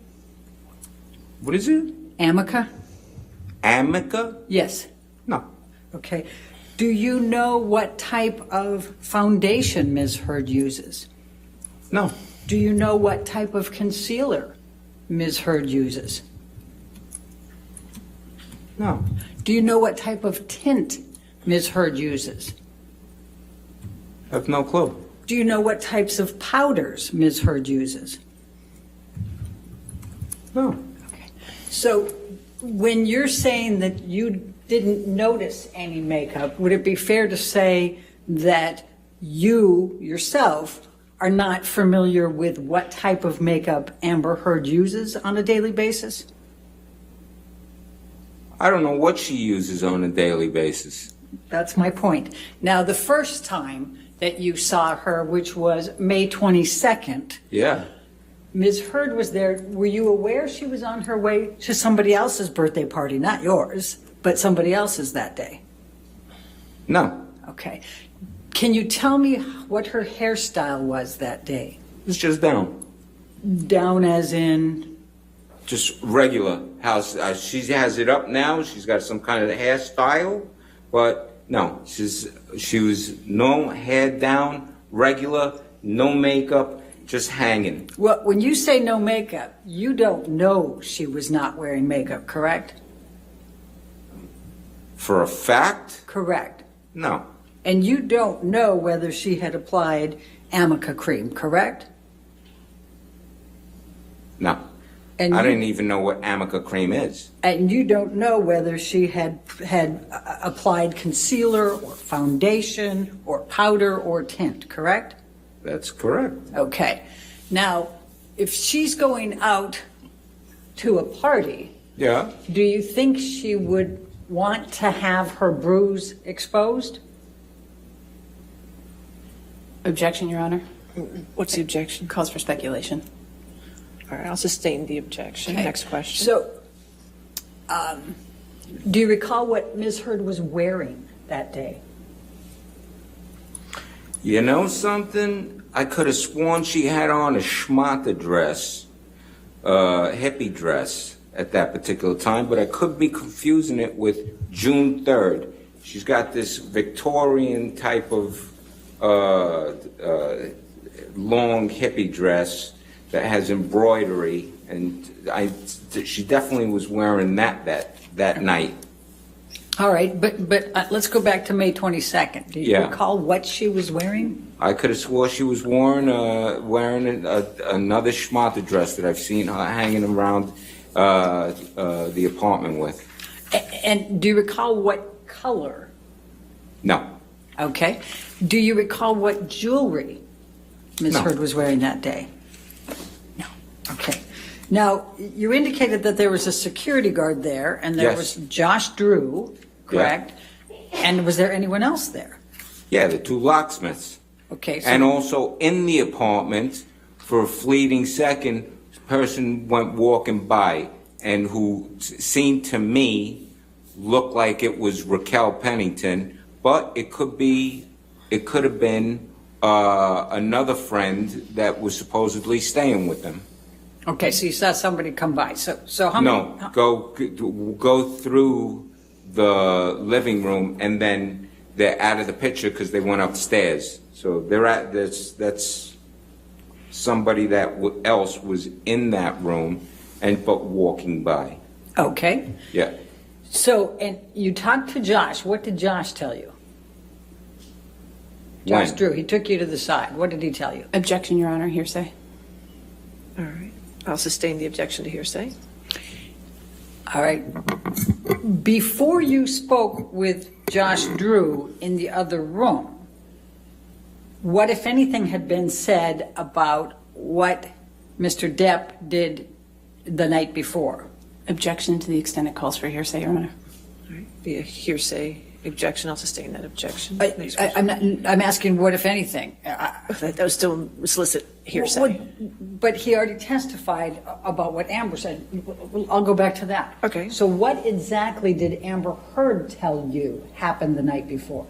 As I was walking up the first time, she turned to me and said, Johnny came by last night and got violent. So I'm changing the locks on penthouse 1, 3, and 5. Don't worry about your place. Okay. Did you ask her for any more specifics on what About she meant by changing getting locks? violent? Huh? Did you ask her for any specifics about what she meant by he came by and got violent? No. Okay. Okay. Well, I'm going to jump you to the next day for a few, and then I'm going to come back. But let's go to the next day. So the next day, you testified that you saw her twice, correct? From Sunday? No. Monday I saw her once in the morning. I want to That's when say she around came 12. by to ask if you could have the key or that you could leave the key for the house. Right, Right? for Hilda. And you weren't feeling well, right? That's right. Okay. So you wouldn't have been standing very close to Amber, right? Because you were sick? Well, I opened up the door and I'm holding the door. We're like 3 feet away from each other. Yeah. Okay. And you told her you were sick, right? Yeah. Okay. Do you know where she was going out someplace, correct? She was going somewhere. All Yeah. right. She wasn't going to be there. All right. Do you know whether she had applied any Amica cream that morning to her face? No. Do you know whether she had applied any concealer to her face that morning? No. Do you know whether she had applied any foundation that morning? No. Do you know whether she had applied any tint that morning? No. Do you know whether she had applied any powder that morning? No. Now, the next day... I can tell you, she looked like she wasn't wearing any makeup. Right. And would you agree that people who are models and actors can be pretty darn good with putting makeup on so that you can't tell they're wearing makeup? Objection, Your Honor. Foundation calls for speculation. I think that's a fair question to ask him. I'll sustain as a speculation. All right. Next question. Do you have any knowledge of the skills of Amber Heard with respect to putting on makeup? Well, it can't be that good because she's got a friend who is a makeup artist who came over to do makeup, but I don't really know. Right, and that makeup artist that comes over does it when she's going to be on some show or in some big public event or gala, right? Yeah. Yeah, that makeup person, and you're talking about Melanie Iglesias, right? That Right, makeup, yeah, exactly. Okay. And that Exactly. makeup person doesn't put Amber's makeup on every day for her, does she? I wouldn't know. How many times did you see Melanie Iglesias put makeup on Amber? One time. Okay. It's just one time. Okay. So she wasn't living at Amber's house, right? No. I hung out with her and her husband and Johnny and Amber and over there one time eating and then another time it was when I met her that seeing her do makeup for these guys. Okay. So you're not saying that Amber doesn't know how to put makeup on herself, correct? Oh no, I'm sure she does. Okay. But again, I would think she does, but for the most, I'll tell you what, over 3.5 years, living around each other, for the most part, she's not a makeup wearing person, completely natural. Her, Rocky, total great complexion, Texas natural girl next door, no makeup wearing, hanging out. Did Amber ever tell you she was not wearing makeup? Did she ever tell me? In any of those 3.5 When? years that you're saying she wasn't wearing it around the house, did she ever say, I don't have a stitch of makeup on? As many times as she's told me, I am wearing makeup, which is, I can't remember. So I don't know. Yeah, no. There's not one time I remember that or saying that. Okay. So now let's go to the next day. I think that's the day you've got the 2 times that you saw her. She's with other people. Yeah. And she's either going out or coming in, correct? Well, first time they're coming in, and the second time they're going out. So they've been out someplace before they're coming in, correct? Objection, Your Honor. Foundation. I'll allow it. You can answer the question, sir. Oh, I have no clue. Okay. But they're physically entering the house. In other words, they haven't been in the house, they're coming to the house from someplace, right? Oh, I would have no idea. When I walked out, who knows? They might have been out and in twice before that, but I don't know. They could be coming from another apartment, coming, to go there. And I'm seeing them, it could be the second time that they're entering this apartment, or the first time, or the third time. Yeah, I don't know. Okay. I have no idea. And do you know, so you don't know where they were? No, And of so you course have not. no idea whether they were out in public someplace, correct? No, of course not. I wouldn't know that. All right. And then the later time that you saw them that day, they were going out. Is that correct? Yeah. Okay. And do you know whether Amber had any Amica cream on that day? No, I don't know. And I'll try to make this faster. Do you know whether Amber was wearing concealer, foundation, powder, or tint that day? I don't know. Okay. Now, the next day, I think you said it was she and Whitney. Is that correct? On Wednesday, yeah. Okay. Yeah. Okay. And again, do you know whether she was wearing any Amica cream? Sir, if you could just answer the I'm sorry. question. I'm totally sorry. Thank sorry. you, sir. That, no. And do you know whether she was wearing concealer, foundation, powder, or tint? No. Okay. Can you tell me what Amber's hairstyle was on the 23rd? That's Monday. Like I said, when she knocks on my door, hands down. Okay. Can you tell me what she was wearing that day? Not exactly, but if best of my recollection, pair of dungarees and a t-shirt. Okay. At the time when she knocked on my door to give me the key. If she went home to go change or something like that, I got no clue. Okay. Do you remember what color the t-shirt was? I think it might have been white, best of my recollection. Do you remember what jewelry Amber had on? Oh. Okay, let's go to the next day, the Wednesday, and you've got all these people here. Next day is Tuesday. Okay, next day, Tuesday, is when you had the bunch of people coming together to her house the first time, right? Right. What was she wearing then? You want to know something? I do remember of a women's beige long coat, kind of like a woman's, not a raincoat, but it could be similar to that. It was a beige, long, kind of looking like a business coat type of thing, the female version of a Columbo jacket. Okay, and what was she wearing under it? Oh, I have no clue. Okay, and do you remember what jewelry she was wearing? No. Okay. Now, you said that on the 22nd that you kissed her on the cheek. What day? The 22nd, your birthday? 22nd, Sunday, yes. Okay, so when you showed it the first time, you went like this, right? And then the next time when you said you did the kisses, you went like this. What's your typical way of kissing women when you greet them or say goodbye? I'm not understanding any of what you just did. Okay, so when you, well, I'll just leave it at Amber. When you, I take it that you would regularly kiss Amber on the cheek when you, to say hello and to say goodbye? Yeah, Okay. absolutely. And tell us how you did that. Objection, Could you just Your Honor. show us how you did that? Which time? Regularly?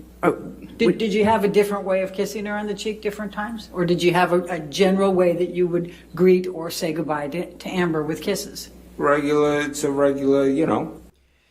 It's like, look, what are we doing? It's like, does he, like, kiss her on the cheek different ways at different times? Like, he's just coming up with his different methods? Is he just knows what kind of makeup she's wearing? He's, like, looking at her that thoroughly? I mean, these questions are extremely stupid. You give a peck on the cheek, or, you know, like, you just touch cheeks and Okay. that's that. So it's a pretty soft, it's kind of like almost a superficial one, or is it a really hard one on the cheek? No, it's, you know, just, yeah, you kiss someone on the side of the cheek. I don't know, pressure-wise, what kind of talk is there? I mean, is it just talk? one of these little pecks, or is it much harder? No, it's a regular. You touch, you know, you touch and boink, and that's that. So you think it was pretty hard? You peck her on the cheek pretty hard every time? Objection, Your Honor. No, I'll sustain the objection if you want the next question. Okay. You also showed that you did one like this. Did you ever do a two kiss when you greeted Amber? Two cheeks? No, I'm not European. I'm from Brooklyn. No. You give, you know, Europeans do the, you know, All right. both sides. Sometimes you even three. Bam, bam, bam. You know. But you never did that? No. All right, let's go to the fake punch. I want to make sure that I understand exactly what you remember seeing. Yeah. You said that it was 2 to 3 weeks into June. Is that correct? That you saw it? It's got to be somewhere in that period. Okay. To somewhere in the first three, I would say the first 3 weeks of June. All right. Yeah, somewhere like that. Can you recall which week? No. Okay. So you saw Whitney and Amber. Was there anyone with them? No. Okay. Do you recall what either of them was wearing? Long jackets. Yes, actually I do. Okay. Long jackets. You know, overcoats. And how was Amber's hair styled that day? Down, pulled back. Pulled back or well, down? It's when I say pull, you know, it's like hair's down, you know, maybe because of something around the neck or whatever, the hair is, you know, flip back or whatever. Not tied back. I don't remember if it was tied back, but just where it's full. It's full. Okay. That I remember. Okay. So now where were they standing when you watched this? This is where would they stand? Yes. They're standing, waiting for one of the elevators on the mezzanine floor where there's, I guess you could see, there's cameras that, you know, has that view of the elevators on the mezzanine floor. So they're on the mezzanine level. Yeah, this is the same level. This is the same level. There's apartments on that level. And that's how the exit, how you get out to go to the garage. And so were they coming back from the garage? Well, if they're standing at the elevator outside, it could be, and waiting to get into the elevator on that floor. So it could be that maybe they came from outside, maybe they know somebody who lives on that floor, because there's apartments there. I got no clue where they're coming from. That's not even in the thought process. When I see this, it's not like, wow, I wonder where they're coming from. Okay. No, it's Okay. just So now what I saw. tell me where they were each standing. As I'm watching the video, this tape. Amber's on the left, and Whitney's on the right. Okay. And then just take us through. Tell me what you saw. Amber's on the left, Whitney's on the right. They're hanging out. Can I stand up? Yes, sir. And so here's Amber, here's Whitney, and they're hanging, waiting for the elevator. And Whitney they're looking at each other, yapping or whatever they're doing, and Whitney goes like this. Pow. Just a fake pow. And then they both start laughing, and then they're just standing there, yapping, doing what they're doing. And how close does Whitney's fist get to Amber? Oh, I'm watching this. It's a fake thing. It's not. It's not like she went and she hit her own sister. No, but I'm she asking didn't go how and close. Hit her. She just, going pow. If here's my face, if here's my face, it's just coming by. Fake punch going by. This, that far. Okay. Just making believe. Just making believe. Okay. It's a believe punch. Okay. And then they both laugh, you say? Yeah, they both, they just start, Did you watch them get on the elevator? No. Okay. So the part that you saw, the elevator never opened during that time? That's right. Okay. That is correct. And how many seconds would you say, or minutes would you say this little clip was? Oh, what I saw was 10 seconds, 15 seconds. Okay. And do you recall what day that was? That I saw this? No. Was there a date on the video? Oh, I don't. If there was, it wasn't something that I acknowledged. Okay, good. Thank you. All right, now let's go back to the argument that you witnessed between Mr. Depp and actually Ms. Heard, who was on the phone or the speakerphone. Do you recall testifying about that? Say this again, start again. Yes, let's go back to, you testified that you observed an argument between Mr. Depp and Ms. Heard. Do you recall that? You came into the room, Mr. Depp had Amber on speakerphone. Do you recall that? Yeah. Okay, Mr. Depp was drunk. Would you agree? Yeah. Okay. And do you recall that Amber was actually in London, not New York? No. You don't recall that? No, I thought I thought it was she was in New York. Okay. And you recall that Mr. Depp was accusing Amber of sleeping with somebody, right? There was somebody else in the room with her, and that's what they were arguing about. Are you sure that Mr. Depp wasn't thinking there was someone in the room and she was trying to tell him there wasn't somebody in the room? He, say that again? Are you sure he wasn't saying someone was in the room and she was trying to convince him there wasn't anybody in the room? Well, he said that he heard the other voice. Okay, and did you hear the voice? Oh, no. Okay. I walked in there already, this is already in motion. Right, and Amber's saying, why are you saying that, right? Amber was saying, come on, baby, why are you being like this? What are you doing? Come on, Johnny, there's no need, why are you being like this? Right. And it was taunting. How is it taunting to say, why are you accusing me of having somebody in my room? Because they were in the midst of no solution.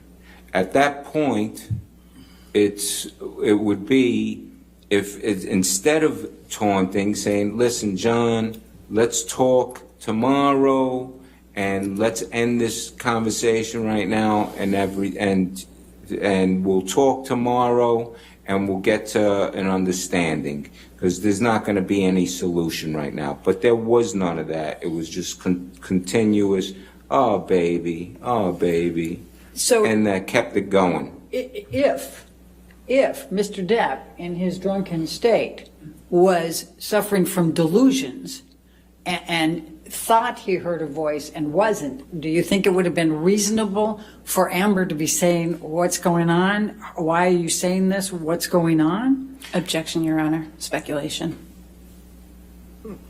I'll allow the question if you can answer it. You can answer the question, sir, if you. Would I think it would be what? If Mr. Depp was suffering from delusions and there wasn't anybody in the room and he hadn't heard a voice but thinks he's hearing a voice, would it be reasonable for Amber to be trying to figure out what's going on? Objection, Your Honor. Hypothetical speculation. I'll sustain as a speculation to that question. And the bottom line is you came in on the call, so you don't know what he said first or whether there was any voices, correct? Whether he heard voices? Yes. Besides hers? Yes. No, I didn't hear the beginning of the conversation. Okay. And then after the hang up, he went straight to bed, right? No, after the first hang up, she calls back again, which was it necessary? I don't know. And then a third time. Do you know whether she knew whether he accidentally hung up or not? That he accidentally hung up? Right. Do you know whether she knew whether he hung up intentionally or accidentally? No, the same way that I wouldn't know if, like, she didn't know that the telephone line got cut. Right. Okay. So after the 3 calls that you testified about, he went straight to bed, right? Went to the couch and laid down. Right. And he was drunk. Yeah, and he went to sleep. Yeah, he went out. Do you know whether he'd taken any drugs that night? No. Okay. Now, you have known, you've already testified, you've known him for 42 years. You didn't pay rent at the penthouse, correct? No, no one did. Right. Okay. And then after you finished at the penthouse, you went over and lived with him in Sweetser, correct? I live in one of his house that he owns on Sweetser. And you still live there? Yes. And rent-free, correct? Yes. Okay. And has, other than the $100,000, you never paid that back, right? The $100,000 that he's given you? No, that's a thing that's a thing for me how I look at it and stuff. At some point, I would love to pay back that money, but that's not something that is expected. He's expecting. Would you say you're kind of beholden to Mr. Depp? No, I'm not beholden at all. He's given you $100,000. He's put you in that nice. I'm sorry. I didn't hear the whole question. Can you say it again? You were rent-free in penthouses for a number of years, and now you've been rent-free ever since in Sweetser? That's a nice friend. Yeah, okay. And I think you testified already, you're pretty angry with Ms. Heard, right? When? I wrote it down that you about the phony pictures that were taken and put in tabloids, and about the fake narrative, and about and the way she's trying to got a fraudulent DV. And lived with him in Sweetser. Was it necessary? I don't know. And then a third time. Do you know whether she knew whether he accidentally hung up or not? That he accidentally hung up? Right. Do you know whether she knew whether he hung up intentionally or accidentally? No, the same way that I wouldn't know if, she didn't know that the telephone line got cut. Right. Okay. So after the 3 calls that you testified about, he went straight to bed, right? Went to the couch and laid down. Right. And he was drunk. Yeah, and he went to sleep. Yeah, he went out. Do you know whether he'd taken any drugs that night? No. Okay. Now, you have known, you've already testified, you've known him for 42 years. You didn't pay rent at the penthouse, correct? No, no one did. Right. Okay. And then after you finished at the penthouse, you went over and lived with him in Sweetser, correct? I live in one of his house that he owns on Sweetser. And you still live there? Yes. And rent-free, correct? Yes. Okay. And has, other than the 100,000, you never paid that back, right? The 100,000 that he's given you? No, that's not. That's a thing that's a thing for me when how I look at it and stuff. At some point, I would love to pay back some that money, but that's not something that is expected. He's expecting. Would you say you're kind of beholden to Mr. Depp? No, not beholden at all. He's given you $100,000. He's put you in that nice. I'm sorry. I didn't hear the whole question. Can you say it again? You were rent-free in penthouses for a number of years, and now you've been rent-free ever since in Sweetser? That's a nice friend. Yeah, okay. And I think you testified already, you're pretty angry with Ms. Heard, right? When? I wrote it down that you about the phony pictures that were taken and put in tabloids, and about the fake narrative, and about and the way she's trying to got a fraudulent DV claim to extort and blackmail a man. Yeah, that kind of got me frustrated, confused, angry, upset. Yes, which is why I said the best thing for us to do is not to talk to each other. Okay. And, yes. And was it fair to say you're still angry with her? Oh, you know something? It's 6 years. But we just heard you give your version. Am I angry anymore? I'm not, what I am is tired, and I want this all to end. Her to go heal, him to go heal. So many people have been affected by this malicious lie that she started and she created, and it's gone out the door and around the world. And so I can't even paint anymore. I've stopped painting for the last who knows how many years. And that's affected by stuff. I'm not angry at anybody. I want the best for her to take her responsibility, heal, and move on.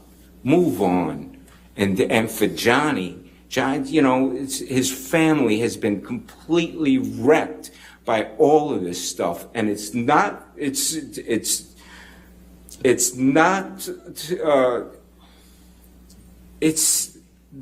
fair.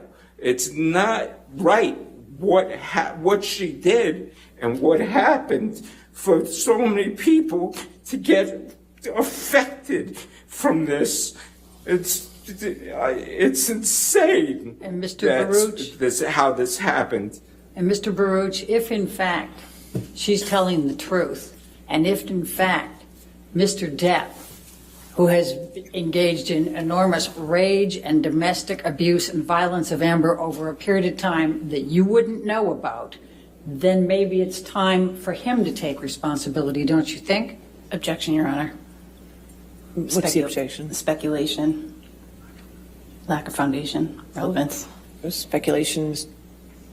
He just went off on this rant and rave about assuming that she's... You asked questions. I didn't ask a question that launched that. I'm going to sustain the objection. Okay, right, next question. I'll ask this. Okay. Mr. Baruch, you don't know whether Mr. Depp has committed domestic violence of Amber Heard, do you?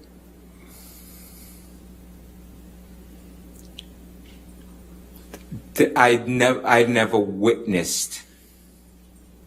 I never saw or witnessed whatever type of claim that is being said, ever. Okay.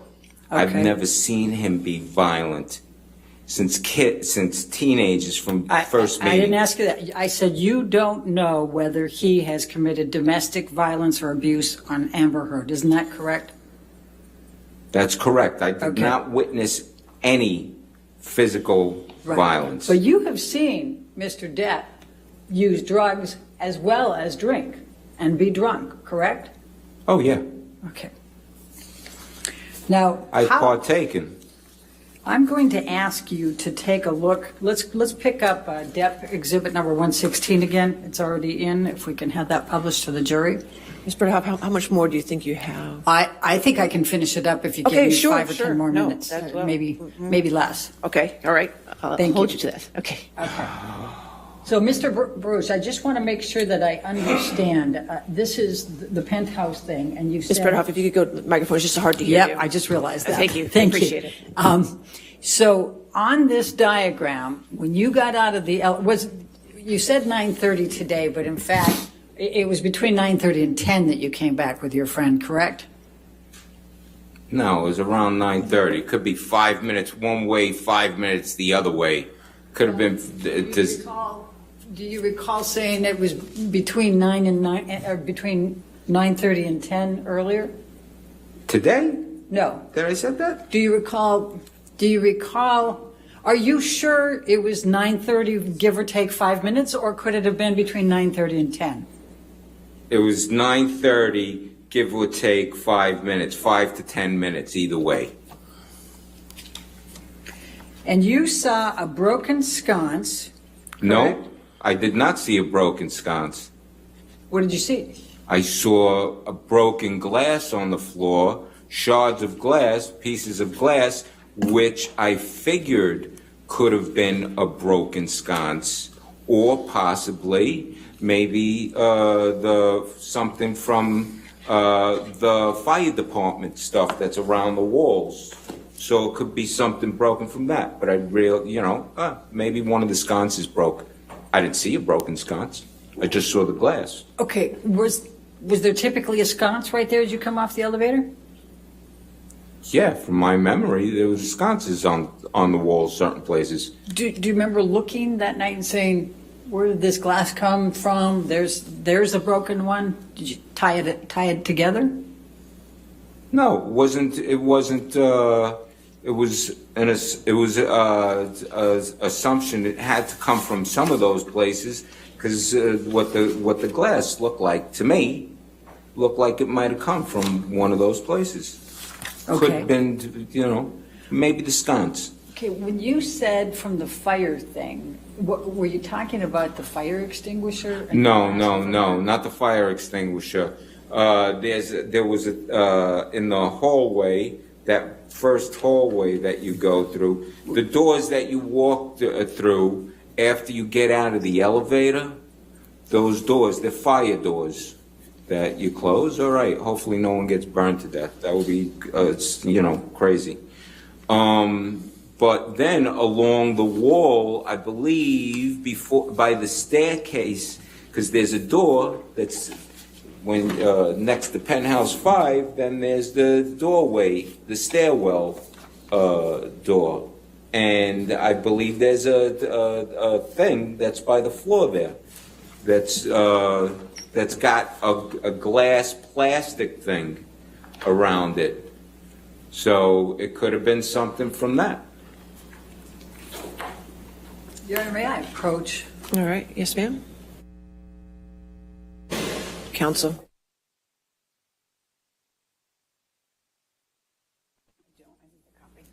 Do you have another copy of the deposition? Is this something for me to look at?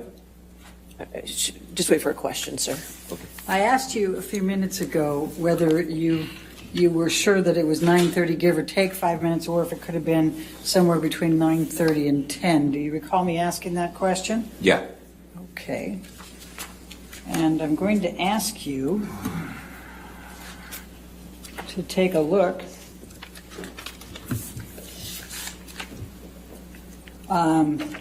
at page 39. Do you recall giving your deposition on November 20, 2019? Oh, from down in Anaheim? Yes. Yeah, I remember that. And were you under oath at that time? Well, yeah. Okay, I think I believe so, yeah. It was about 2.5 years ago, wasn't it? 2, 3, yeah, Okay. like Between 2 and 3 years, yeah, sure. All right, so if you could take a look, starting on page 39. Hang on a second.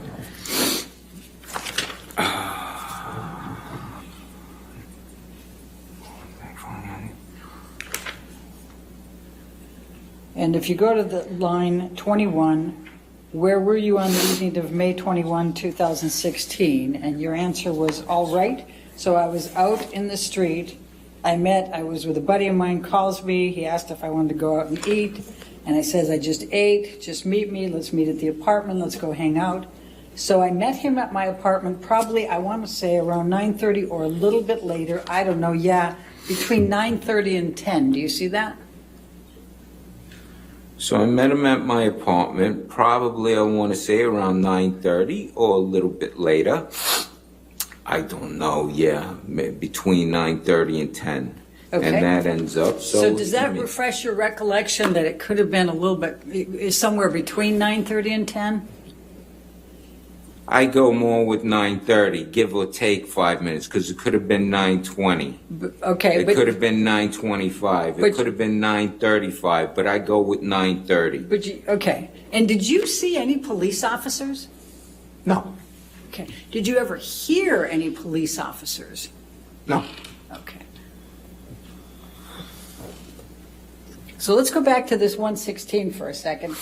And you said that you saw a lot of wine right outside of Wait a Penthouse. second, it's line 115? Sorry. The exhibit that's in front of you on the screen. Oh. So you go by Penthouse. Now I have to hurry up to make my promise to Your Honor. So you see Penthouse 1 there, and you said that the wine was in that area, right? It's in front of the door. Okay. It's a little, it's going to be 1.5 feet, 2 feet up further north. North, closer on the way to PH3? No, it's right in front of the doorway. You have it past the doorway, the blue dot.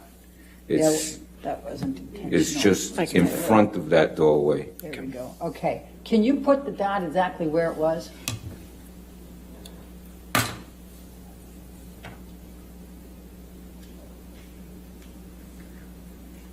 Okay. Can I move that dot? And how much wine was there? It's a puddle. It was a puddle. A puddle of wine. Could you walk past it without seeing it? No. It was, and could you tell a little bit about how much probably had been spilled of the wine? I mean, were we talking like a half a bottle, a bottle? Looked like, a couple of glasses of wine making a puddle. Okay. Wasn't like a full bottle. That's Okay. That's a bit more. Okay, thank you. Your Honor, I do have another exhibit I need to put in, and I think that might take a little bit longer than a couple of minutes. Well, how much time are you talking? Well, I can do it as fast as I can. You can try. Okay, good. then can we pick, Heather, can you pick up, well, it's going to be Plaintiff's Exhibit 548.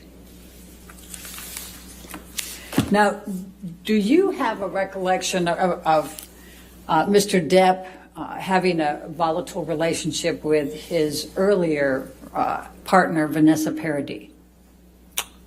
No, but then again, I wasn't. I met her a couple of times. I wasn't. We weren't. Our paths weren't crossing at that particular time when they were together. All right. Do you recall Mr. Depp ever referring to a circumstance with her as carnage? What's the relevance? We're talking. He's trying to give character testimony here, and I'll tell you what. I'll move to a different one. All right. Now, you said that Mr. Depp and Ms. Heard were. You said that they were always nice to each other? Yeah. Do you ever remember Mr. Depp referring to Amber with the term cunt? Like to her face? No, to you. Calling her a cunt to you. Maybe in a text. All right. Did he do it more than once in a text? I would have no recollection of that. I mean, he's called me a cunt in a text. So, I mean, it could be I don't know how many texts. If there's something specific, if you could show me a text, that would be a different story. But I don't, you know. We've had many texts together, many you know. Okay, let's go to line 57 then. It would be section 57 of the exhibit that I have in front of me.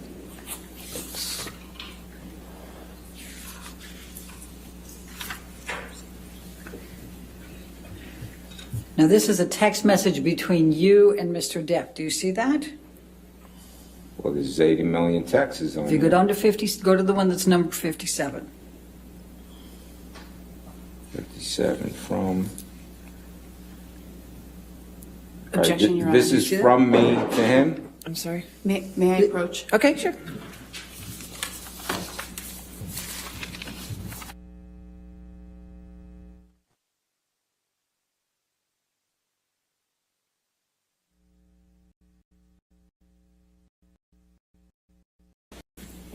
$57.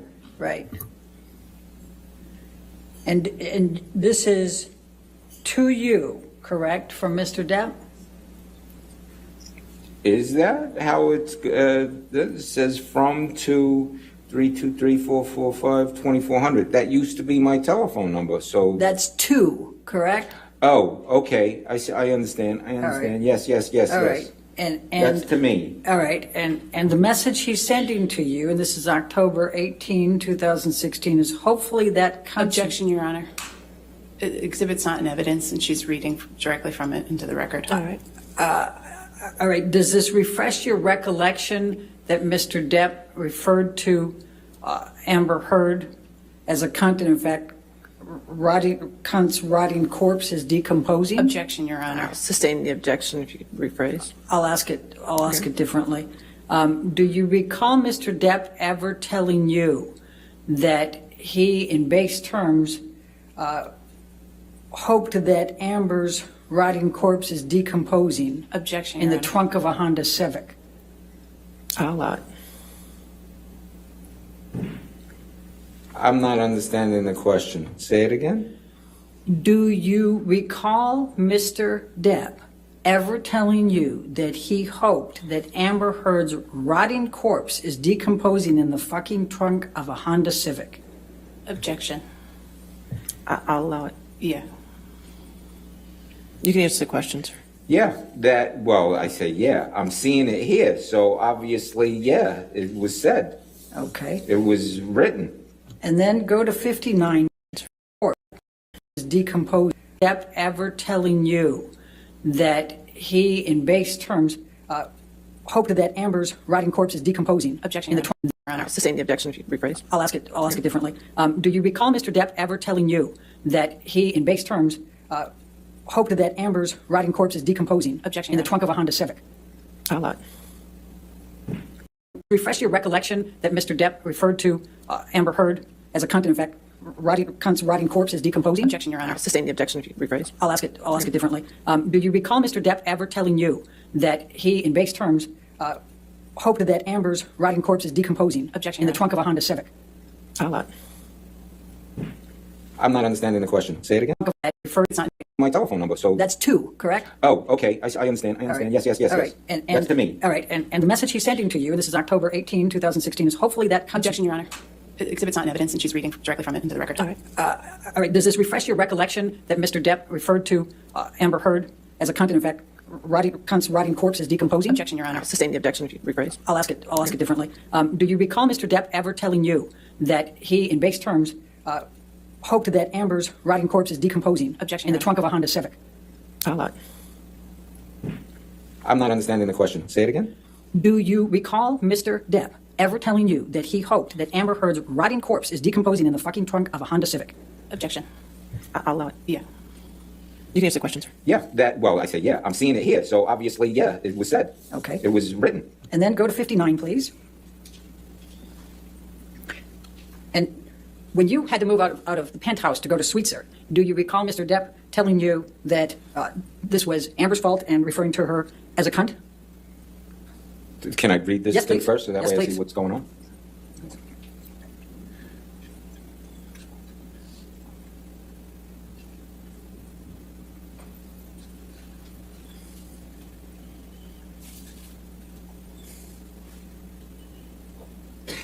So now, I've just read this, and I remember this exactly because this is the period of time.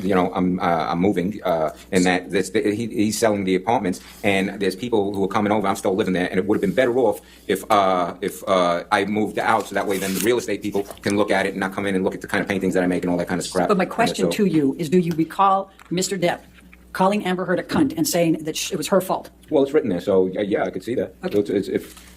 So that's not what he says. He says that cunt ruined such a fucking cool life we had for a while. I don't know. And he says, I can't even look at the building anymore, correct? Right, can't even look at the building He's selling anymore. it, right? Exactly. Okay, thank you. I'd like to move the admission of those two limited. Excuse me. Objection, Your Honor. There are some, it's a significant exhibit. There's definitely some hearsay in there. I think I'll reserve on that, on the entry of that, okay, and we can discuss it at a later time, okay? Are you done? I don't know. My cookouts was saying I should go with I'm not going to I'm reserving on whether, so are we done with cross? Yes. Okay, and redirect briefly? We're going to be done with this witness before lunch. Okay. There we go. Understood, Your Honor. Okay.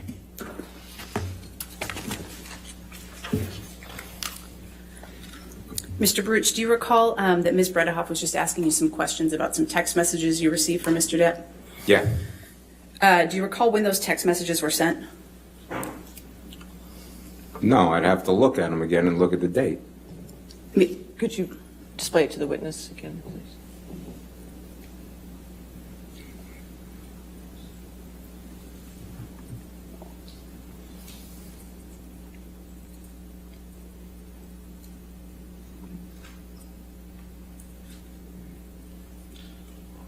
And I believe we looked at lines 59.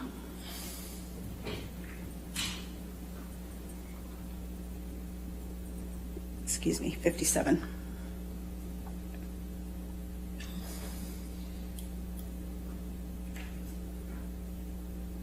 you see the date of when you received that text message? All right, hang on. October, November. It was the month before. It was the month before I moved out. Okay. When was that text message sent? It says 10/18/2016. That's October. I moved out the next month. So in November. So this is from October. So was that message sent several months after Ms. Heard made claims against Mr. Depp of domestic violence? Oh, yeah, yeah. I'll allow it. Yes, of course. This is after this whole fiasco that she started. And if we look at line 61. What am I looking at? 60?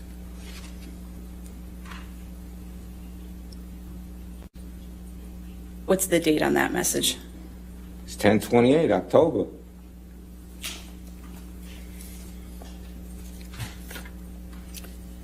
We can take that down. Mr. Baruch, Ms. Bredehoff asked you a series of questions about the security video from the Eastern Columbia building that you observed. Do you recall that? Yeah, the POW. When did you understand that footage was from? Objection, Your Honor, already asked and answered. He said he didn't recall. I'll sustain it, asked and answered.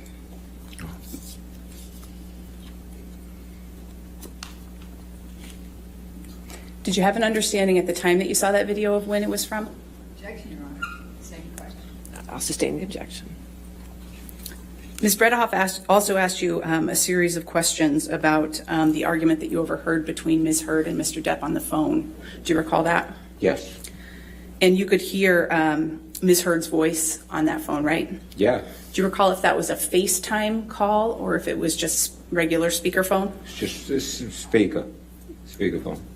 And what did you understand her tone to be on that call that you overheard? Objection, Your Honor. What would we understand her I'll allow it if you can answer. It's fine. Taunting, egging on, almost demeanoring the baby talk. Yeah, I'll sustain the objection as to his answer, and I'll strike it. The whole answer, Your Honor? The answer, yes. I believe you testified that Mr. Depp hung up the phone during that conversation. Do you recall that? Yes.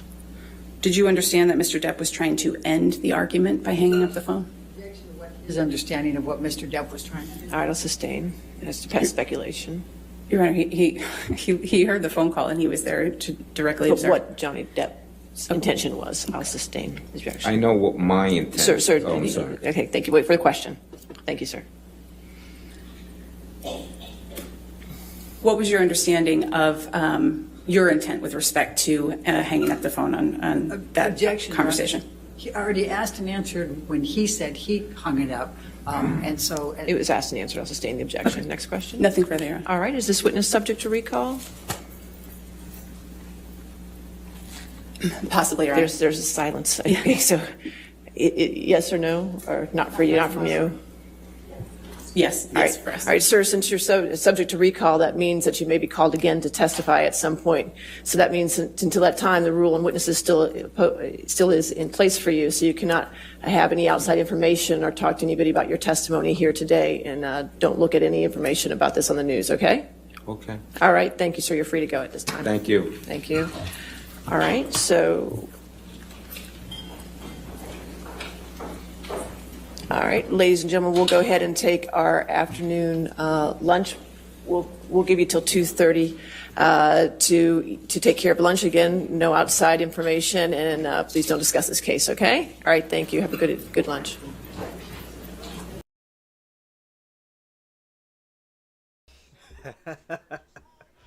Exactly, and that's exactly what he's going to do.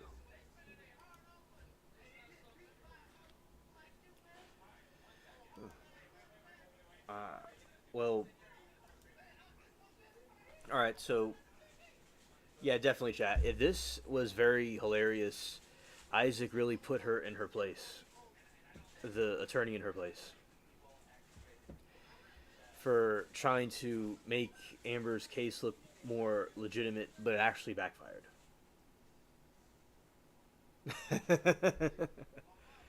Is that Ezra? I'm scared.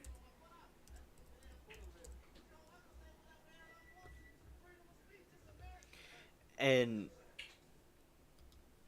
I think it might be Anna. Definitely. All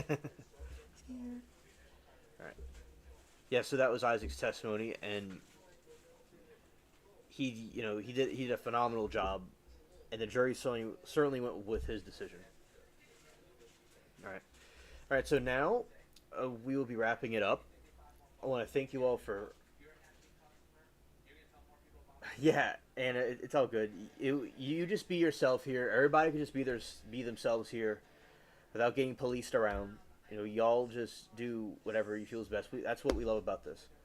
So, we're gonna be ending it now. I want to thank each and every one of you for being here and what y'all do for each other and for the channel and the different suggestions of reaction videos that we did. G said definitely backfired. Yeah, it definitely backfired and threw her out of the castle. She's trying to fight. She got thrown to the orcs. Definitely, it backfired indeed. Hello, Durid.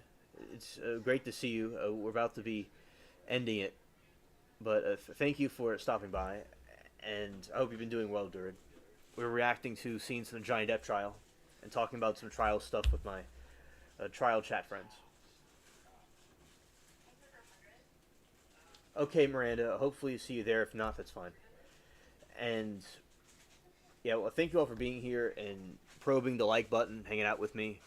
And I appreciate the content that y'all suggested and also the stuff that I brought to y'all's attention too. We make a great team, and talking about this trial coverage, I think is very important for people to know about these things, and people certainly do like the commentary about it. So, you're welcome. Cantrell got indicted. Oh, okay. Thank you for that information.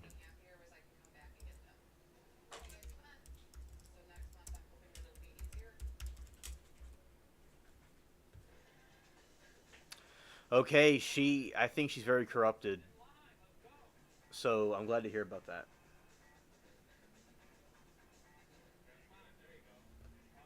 Thank you for that, Durid.